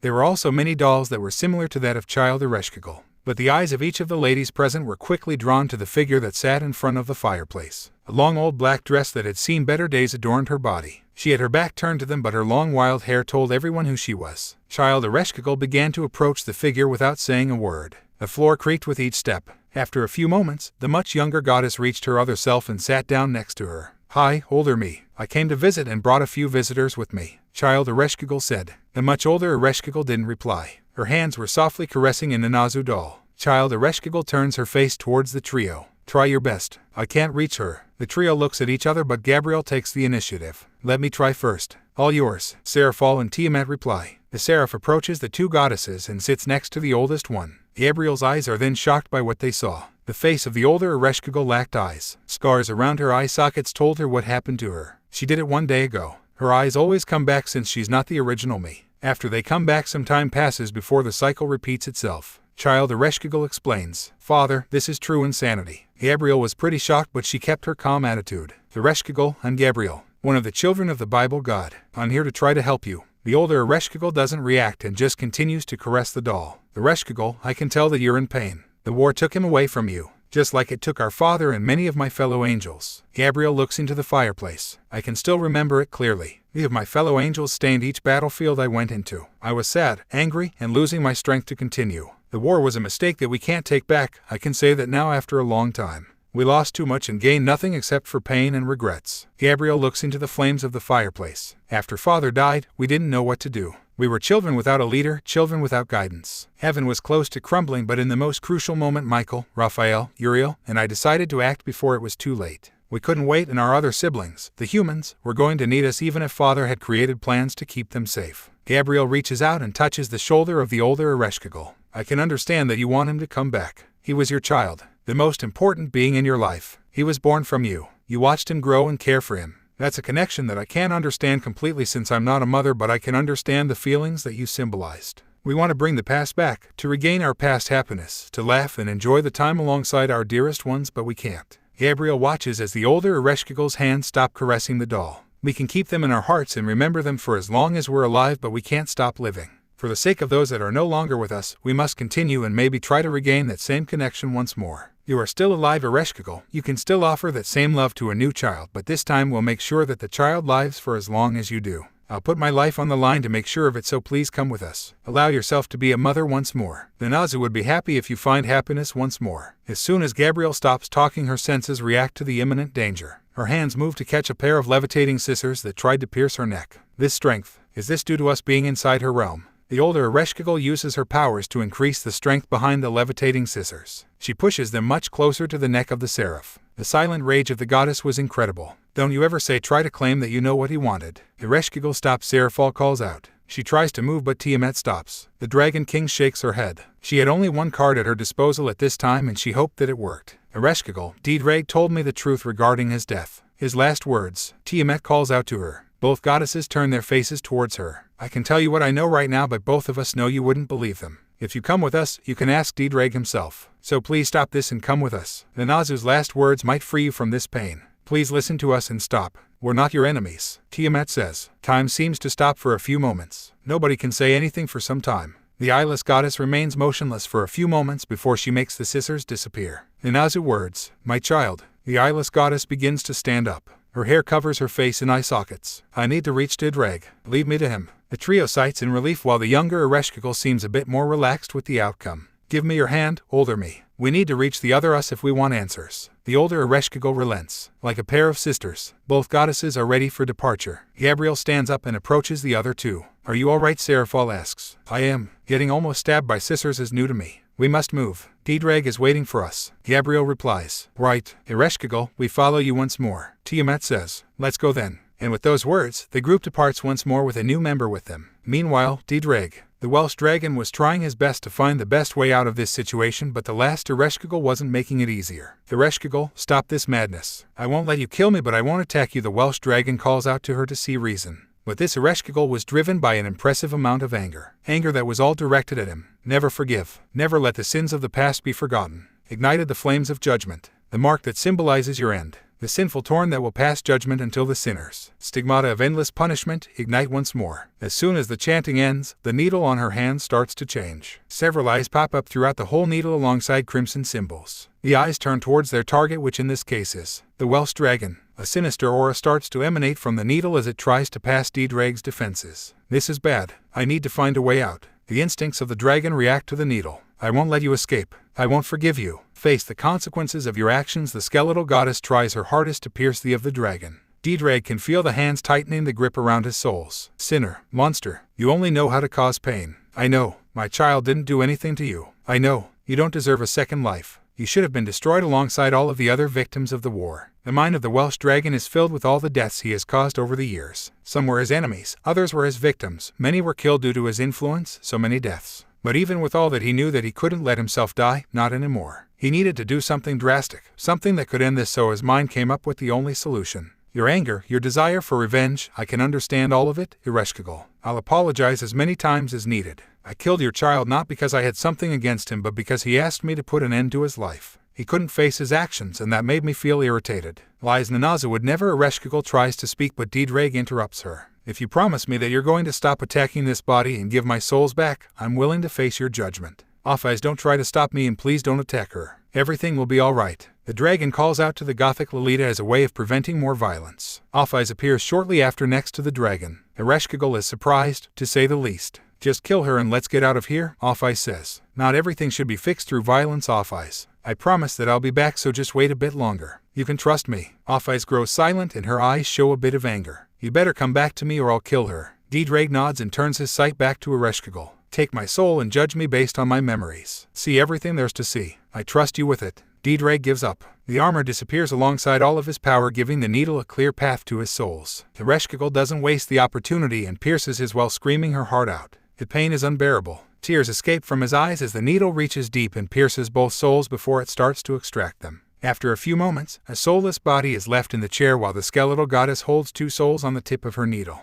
Ereshkigal shows no joy or happiness. She waited so long for this, and yet she felt that something was wrong. Don't keep me waiting, skeletal idiot. Ddraig is my sword and I want him back, so do what you have to do. Issei says while she checks Ddraig's body for any injuries. The needle left no injuries and his body seemed to be breathing just fine, but his eyes lacked any sense of life. Dead like those of a corpse. Idiot. Issei quickly takes a seat on his knees and rests her head on his. She then closes her eyes as she awaits his return. Ereshkigal watches the actions of Issei for a few moments before turning her attention back towards her task. While Ereshkigal looks at the souls and in her weapon, she could see how much pain they were suffering due to the abilities of the needle. Each of their sins, regrets, and the pain that they inflicted onto others was now being used against them without a way out for them to escape from it.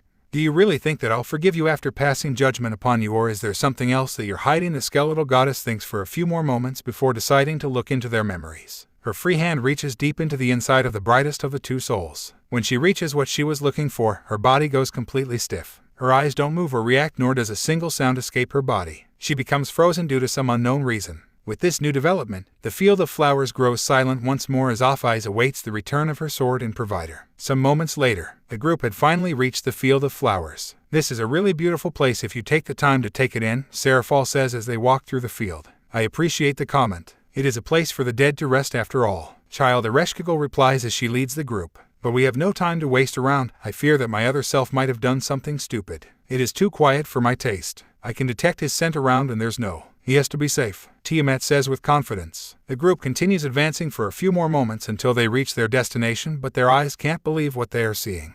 Dear Tiamat watches in disbelief as the souls of her mate find themselves pierced by the needle of the skeletal goddess. Her body shook in fear at the sight of her mate in that state. His lifeless body, his dead eyes, his souls outside of their home. It was a sight she didn't want to see, and yet she couldn't turn away from it. We're late. She got to them, Child Ereshkigal says. This is bad. We need to remove those souls from the needle right now. The child releases the hand of his other self and rushes to grab the needle. Ereshkigal, what is that damn needle? Serafal asks while moving alongside the child and her allies. It's one of my tools for rebellious and sinful souls. It's meant to work as an endless cycle of torment. No soul has been the same after being subjected to that needle. We need to act now. Grab their souls and pull them out of the needle. The younger goddess explains. The trio nods and goes to grab the souls. I wouldn't do that if I was you, Issei says from within her seat. Everyone stops in their tracks after hearing her voice. Her eyes are filled with anger. Idiot Loli, why did you allow something like this to happen? Tiamat asks. Because he promised to come back. I have been waiting and you should as well. If he takes much longer, I'll kill her myself and put him back to where he belongs. Issei explains with an anxious face. Wait, you're saying that he was the one that allowed this to happen? Gabriel asks. You think that someone like that skeleton would ever match the strength of my sword? He's the Welsh dragon, the one who was blessed with my power. There's no way for him to lose in a fight against that pile of bone. But it seems he has a plan to take care of this without the need for violence. So let go of the needle and let's see what happens. Will he come back on time, or will I add Ereshkigal into the list of my kills? We'll see what happens first. Issei says with a serious tone. The tension was at its highest and nobody, not even Tiamat, was brave enough to start a fight with Issei in this place. But the needle will be too much for them. It's too much for even the strongest of souls. Child Ereshkigal says. This is the Welsh dragon we're talking about. He died once. He was locked inside a tool for 2,000 plus years. He knows his sins and I know that he won't be stopped by them. I choose him for a reason. He tends to exceed expectations. The word impossible doesn't exist in his dictionary. Issei says with a calm and seemingly joyful tone that only lasts a few seconds. Those words reach the deepest core of the trio. This was the dragon that broke free from the boosted gear. The one that had drawn three factions into uniting under one banner. The sinful beast that was still growing and changing. Trusting him is the one thing that they should always keep in mind, even if it means having to endure a few difficult situations such as this one. With nothing left to say, the wait started for the group with the remainder that Issei was a time bomb close to blowing up. Sometime later, the skeletal goddess began to move once more. Her hands pulled away from the soul and let go of the needle before she fell to her knees. Serafal wasted no time before she rushed to catch the needle. This better be the only time in which you let yourself be taken out of your body. Serafal backs away from the goddess and goes back to the body of her ally. Why Ninazu, the skeletal Ereshkigal starts to cry while saying those words. The blind Ereshkigal starts to follow the cries before she reaches her. The blind Ereshkigal grabs the skeletal hands. What did you see? What did you hear? I must know. My child, he asked to be killed. He couldn't face us. He asked Ddraig to kill him. My child couldn't live on with himself. I'd failed as a mother. The skeletal Ereshkigal breaks down into more tears. Before the blind one can ask her more questions, the skeletal one begins to disintegrate into golden lights which are slowly absorbed by the blind Ereshkigal. The memories of the skeletal goddess start to invade her mind. Her anger has no more purpose. If her anger against Ddraig was misplaced, then she has no need to exist in this world anymore. Am I right, Ereshkigal? Gabriel asks the younger Ereshkigal. Ereshkigal wasn't able to respond. Her mind was in distress after hearing her other self speak about Nanazu's last moments. The child approaches her remaining self in silence. While this is happening, Seraphal and Tiamat focus on putting the souls back to where they belong. Seraphal removes the one that belongs to Issei from the needle. The soul is small when compared to its partner, but as light as one that won't be put down easily. You're so small and yet so strong for a young human soul. You keep surprising us. Tiamat then picks up the one that belongs to Ddraig. Both of you are idiots for even allowing yourselves to be in this situation. Put them back where they belong. They have been outside for far too long, Issei says after leaving her seat. With extreme care, Tiamat and Seraphal put both souls back into their home at the same time. A few moments go by before his eyes light up once more. He looks around for a few seconds before he's able to talk. That was one of the worst experiences of my life. I won't try again. Idiot. Tiamat embraces him with all of her strength while Seraphal and Gabriel sigh in relief. Are you alright? That needle was torturing you? Seraphal asks. It was a very painful experience, but I'll be fine. I'm just going to need some time off after that. The dragon admits with a sincere smile. His souls were hurt and, before anyone can continue, Issei interferes. Ddraig, that's the first and only time I'll allow something like that. You're my sword and provider, you don't get the right to die until you get me home. The Welsh dragon just smiles. Thank you for trusting me. Once we get out of here I'll get you something sweet. The dragon appreciates a small smile on Issei's face before his sight quickly turns towards the younger Ereshkigal and the blind one as well. I'm missing something in here, but I think I need to talk to both of you. Both Ereshkigals are focused on him. I apologize once more for my actions. Nanazu, your child wasn't able to face his actions. At that time I could see the pain in his eyes and his regrets. I gave him those options because I hoped that he was able to stand up and face his demons. But he couldn't, nor could he face you. I killed him because he asked me to, but even then I didn't have that right. I failed him. If I had tried harder, blind Ereshkigal says. The Welsh dragon shakes his head. You didn't fail anyone. We can't control the actions of anyone. We can try, but sometimes even the best of our intentions are not enough. Accept the present even if it is painful. You're a goddess and I'm one of the deadliest beings around, but even then we don't have the power to change the past. Accept it and take the first step towards the future Ereshkigal. Do it for yourself and him. Child Ereshkigal is still silent, but her hand reaches out and grabs the hand of her blind self. I have to. We need to. It hurts, but one day it won't hurt as much as it does now. Child Ereshkigal tries to convince her. A few seconds go by in which nobody can say anything. Then both Ereshkigals start to fuse into one being. Their bodies disintegrate into dust before reforming into a complete Ereshkigal. A complete goddess has her eyes focused on the group. You have my gratitude and cooperation, but the debt that the Welsh dragon has with me won't disappear anytime soon. You better be ready to put your life on the line for me from now on. The Welsh dragon lowers his head. As long as I'm alive I'll protect you, Ereshkigal, Queen of the Dead. The deal was made. Some moments after, back in the Hindjummer residence, a group exited the realm of Ereshkigal. After exiting the realm, the group found themselves back in the Hindjummer residence. Took you long enough. I was already thinking about going in myself. The group looks around and finds Yukaim sitting on a chair nearby. Yukaim, what are you doing here? Tiamat asks. Your Majesty, you should already know the answer to that. I always keep an eye on our dearest dragon. Also, it has been several days since all of you disappeared and someone needed to be here for when you came back. It has been a week since you disappeared. The children are fine. Rainier, Kuroka, and Cheyenne returned from their mission, but we have other things to discuss. Yukaim says while approaching the group. What other things? Gabriel asks. Well, the other clans have betrayed the Hindjummer clan and they created a mess that requires our intervention. There's also the declaration of war from Hades and many of the gods of the death because of Ereshkigal's disappearance. They know that you have left them for the Alliance and now they have declared their antagonistic stance towards the Alliance and its members. But none of that comes close to the news I have for you. Yukaim stops right before Issei. What happened? Issei asks. Gaia has woken up from her slumber and she wants to meet the Alliance. It's time for us to maybe gain one of our most important allies. Yukaim caresses his face. But all that can wait. You, my dear, need some food. You look a bit pale. She then gets closer to him. I was going to kill her if you didn't come back. Stop attracting troublesome females into your life or I'll need to start cutting a few heads. A killing aura around her was visible to him. The Welsh dragon sighs in resignation. Come on, give me a break. Peace never lasts long for him. A house in flames. He couldn't see as he tried to escape from this prison in flames. His room was filled with smoke and the flames started to reach inside the room. Mom, Dad, Issei called out to them while trying his hardest to escape. Issei, you need to help us. The voice of his parents called out to him from within the other side of the door. The kid touches the burning door. He tries to open the door, but his actions are meaningless and only lead to him getting his hands burned. Issei, the voices of his parents continued to call out to him. Issei tries once more to open the door, but he's too weak. The smoke makes this even harder for him. The boy falls to his knees while tears fall from his eyes. I can't do it. The flames spread out even more and slowly but surely they reach the boy. His skin burns as he screams his anger and remorse out. Dear, back to the real world. Tiamat calls out to him while she tries to wake him up. The temperature within the room had increased to dangerous levels and his power was starting to grow wild. The Welsh dragon starts to open his eyes and realizes what he has done. Dear, what's happening? Your powers were going out of control. Tiamat looks into his eyes. I'm sorry. I need some fresh air. Issei tries to leave the bet, but Tiamat prevents that from happening.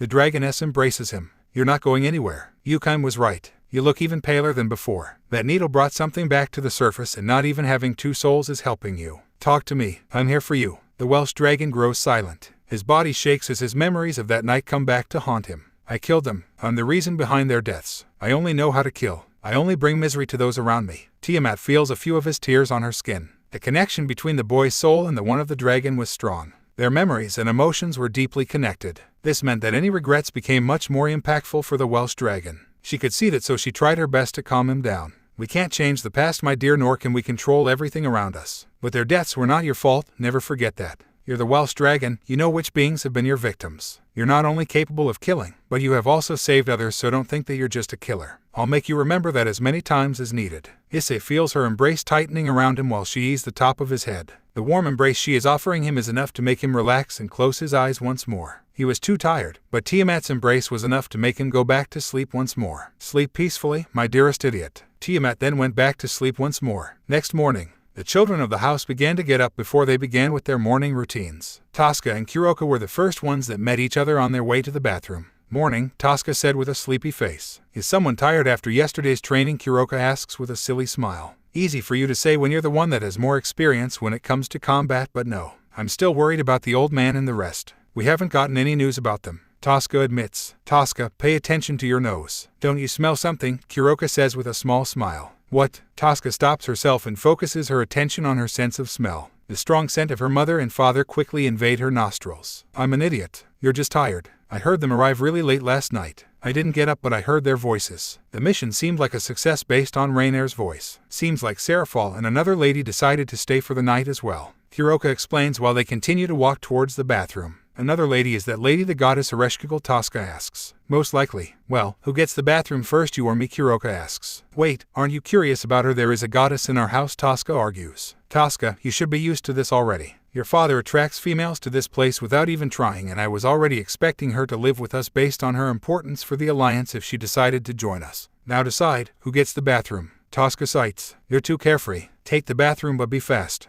I need a cold shower, and don't make it seem like the old man is trying to create a collection of mates. Get used to it. The number is bound to increase even if I don't personally like it that much, Kuroka says. Just how many more mates is he going to end up with? Isn't this many enough? Some moments afterward, the rest of the children join Kuroka and Tosca on their way towards the kitchen just for them to find Ereshkigal, Serafal, Gabriel, and Tiamat drinking some coffee. Rainer had her back turned to them as she took care of breakfast. Good morning, kids, Tiamat said. Good to see you too, Tia, Rainer, Serafal, Gabriel, and nice to meet you, Ereshkigal. Kuroka was the first to reply while the others were a bit scared of the goddess. Don't fear Lady Ereshkigal, kids. She's an ally and you will see her all the time. Gabriel says. But she's a goddess, Asia replies. I might be, but I don't care that much about formalities. Just call me by my name and it would be all right. Ereshkigal says with a calm face. The children look at each other for some moments before they lower their heads to greet the goddess. Welcome to our home, Ereshkigalson. They are so cute. Makes me want to have some kids of my own. Serafal jokes. They are good kids. Now grab some breakfast and get to school. Cleria already left. Tiamat says. Mom, you just got back. Also, where is the old man? Tosca asks after not finding him around.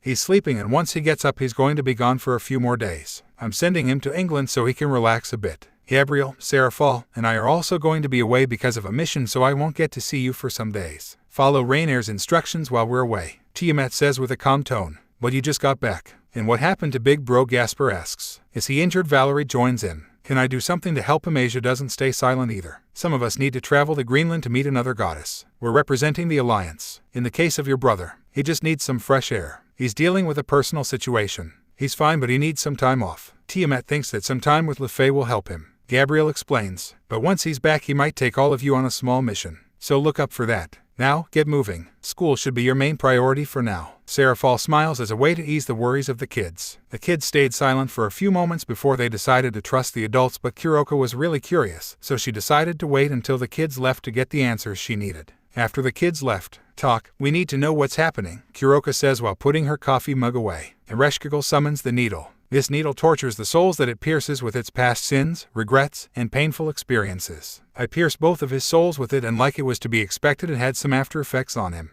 He almost destroyed the whole residence while he was having a nightmare. He's not well. He needs to have a calm head while having all of that power, but as he is now, he's a time bomb. I want him to rest and keep his mind away from his trauma. Staying here is not helping him. This is the location of that trauma after all. Yukime and him will go to England. Keep an eye on him at all times. Yukime's cold powers might help to keep his flames under control if they got rampant at some point. Make sure he evades any fights until he's back to his calm state. Tiamat explains. I understand. What about that mission that Serafall mentioned? Kuroka looks at the devil. Serafall takes out a folder. Mount Fuji. The Shinto clans usually keep that place under control. It is both a sacred place for them and one of the most dangerous places that they use to train their members. There's a major curse that surrounds a massive area that has evolved over many centuries of war, shed, and horrible events. It has become a separate realm that is connected to the mountain inside of it. Many dangers await anyone that dares to enter inside of it. Yukime gave us the information regarding the mission. The Alliance is going to help the Hanjima clan with its attempt at exorcising the curse and putting an end to its menace. The Welsh Dragon is going to be needed. We're also thinking about sending the younger members of the Alliance on this mission alongside the Welsh Dragon as a way of making sure they get some extra training. Volley, Riaz, Isaiah, Shiren, Lefay, Gasper, Valerie, Asia, you, and maybe even Aquino will join this mission. Getting any type of experience is going to be helpful to see if your training regimes are the right ones for you in the long run. The stakes are high and we need to make sure that all members are capable of protecting themselves. A few of the general troops have already begun to travel into the cursed area to train and search for the core of the curse. Gabriel says in a concerned tone, the declaration of war from Hades is just the beginning. We can expect other factions to actively declare their opposition towards us even if we haven't attacked them. Kuroka thinks about it for a few moments. I can see it. Issei won't always be there to protect all of us and there's always a chance for us to be separated. Even then, are you three sure about letting kids such as Gasper or Valerie join a mission such as this? Their sacred gears and abilities as Damfirs need to be tested on actual missions. Asia and Lefay are the only humans amongst them and even they will get to test their current abilities. Everyone will get their chance. Gabriel argues. Got it. I won't object. Now, regarding Issei, I'll make sure he gets that time to relax and regain control over his emotions. Leave it up to me and Yukime,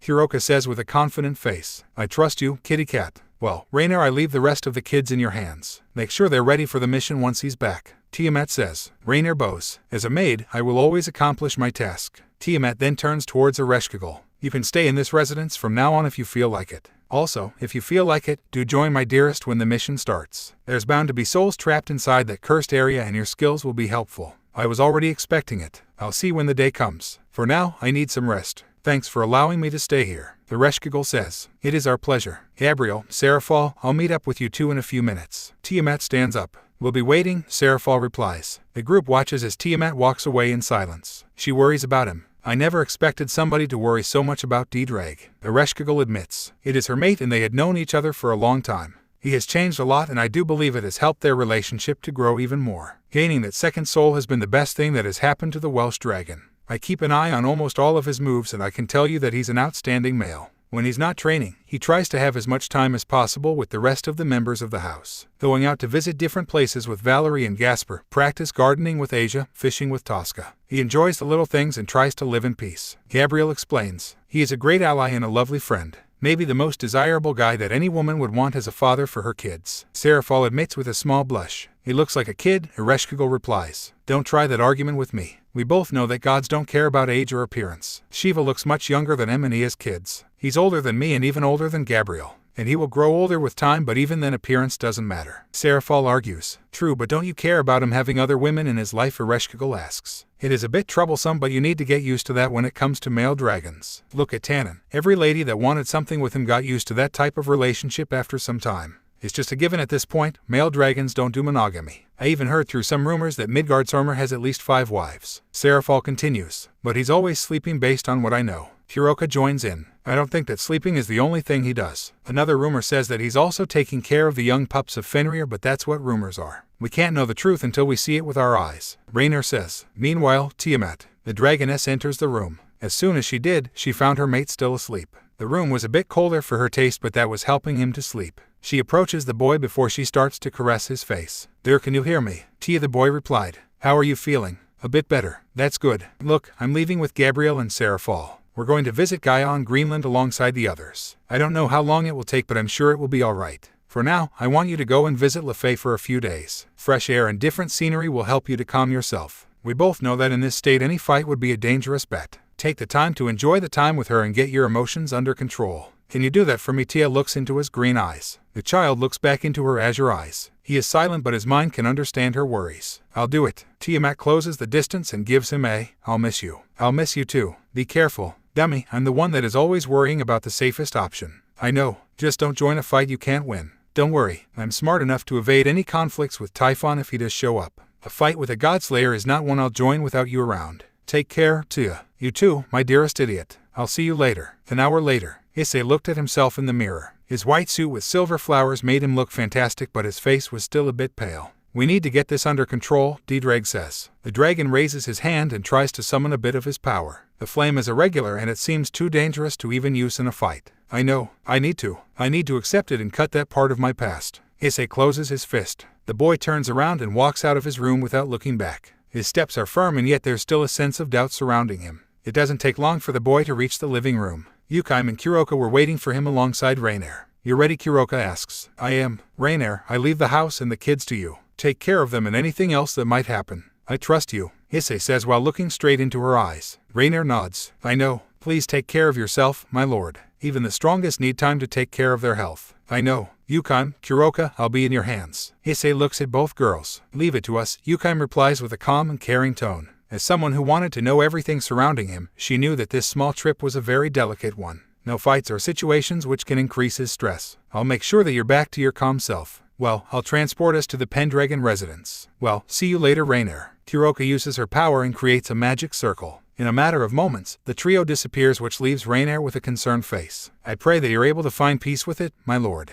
England, Pendragon residence. One would expect happiness, glory, and many people within a residence such as the Pendragon residence. The Pendragon family, the descendants of the first king of England, the wielders of one of the holy swords, famous for producing some of the strongest humans around. A family sought after for its glory by many families. All that was far from the cruel truth behind the members of the family. They weren't in control of the nation that their ancestor had helped to create, to begin with. The Pendragon family was just a living memory of the glory of the past. The crown of England sat on the head of distant relatives in today's era. The political power they once held was non-existent, as many decades had gone by since a direct descendant of the family sat in a place of power. No prime ministers, no kings or queens, not even a small charge within the government. The aspirations of the family members had changed a lot since the times of Arthur. Some disappeared into the shadows of different nations as they sought to leave the past behind. Those that remained were swallowed and chained up by the remaining royals of England. The once-proud golden dragon now sat as a chain pawn of the nation. They had money, but they had many restrictions and expectations to reach. They didn't choose their fates anymore. Their education needed to be approved by the other lords. Their future professions were chosen based on the skills and gender of the person.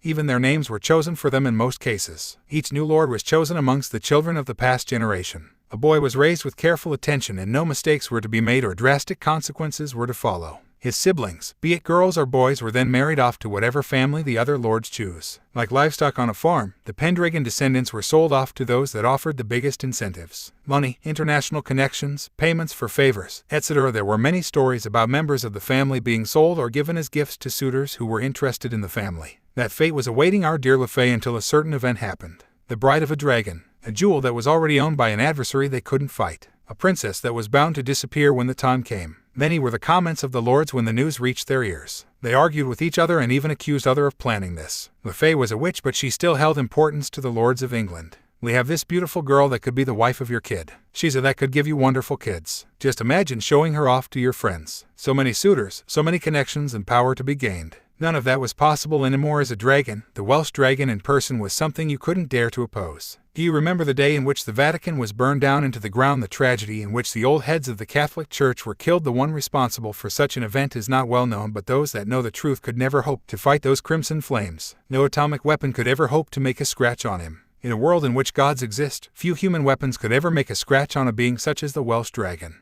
With such an adversary taking ownership over her, what could they do? All of those dreams were now impossible. Trying to marry her off at this age in secret was like committing suicide. England would burn into the ground if they tried to put a finger in her. This new development led to their dislike of the girl increasing even more. The already isolated girl now found herself surrounded by even more hate than before. The only big difference was that she no longer cared. LeFay walked through the halls of the lonely residence while wearing a pair of headphones and without shoes. She was holding her staff as she danced through the halls while feeling a sense of freedom that she never knew she needed. Man with a mission yoke, you're a disgrace for the nation. Those words no longer matter because her alliances now fall in a place where a normal human might never reach. Her nation was now the alliance, a disgrace for humanity. They never saw her as human, to begin with. She was hated for being one and now she was praised for her skills. Tiamat told her that at some point she would stop aging. It brought her a bit of sadness, but at the same time, she had gained something that many wished to have. A disgrace for your family. Her father disapproved of the marriage and it hurt her, but Arthur was happy for her. She wasn't losing any other family members, she was gaining more. The Welsh family was unique like her and she felt welcome by them. All of those worries from the past were now so distant to her. As the witch danced around the halls, her magic sparked up and made the things around her float in the air. One more time, believe in us, LaFay sang her joy out like a fairy that was finally able to spread her wings and fly out.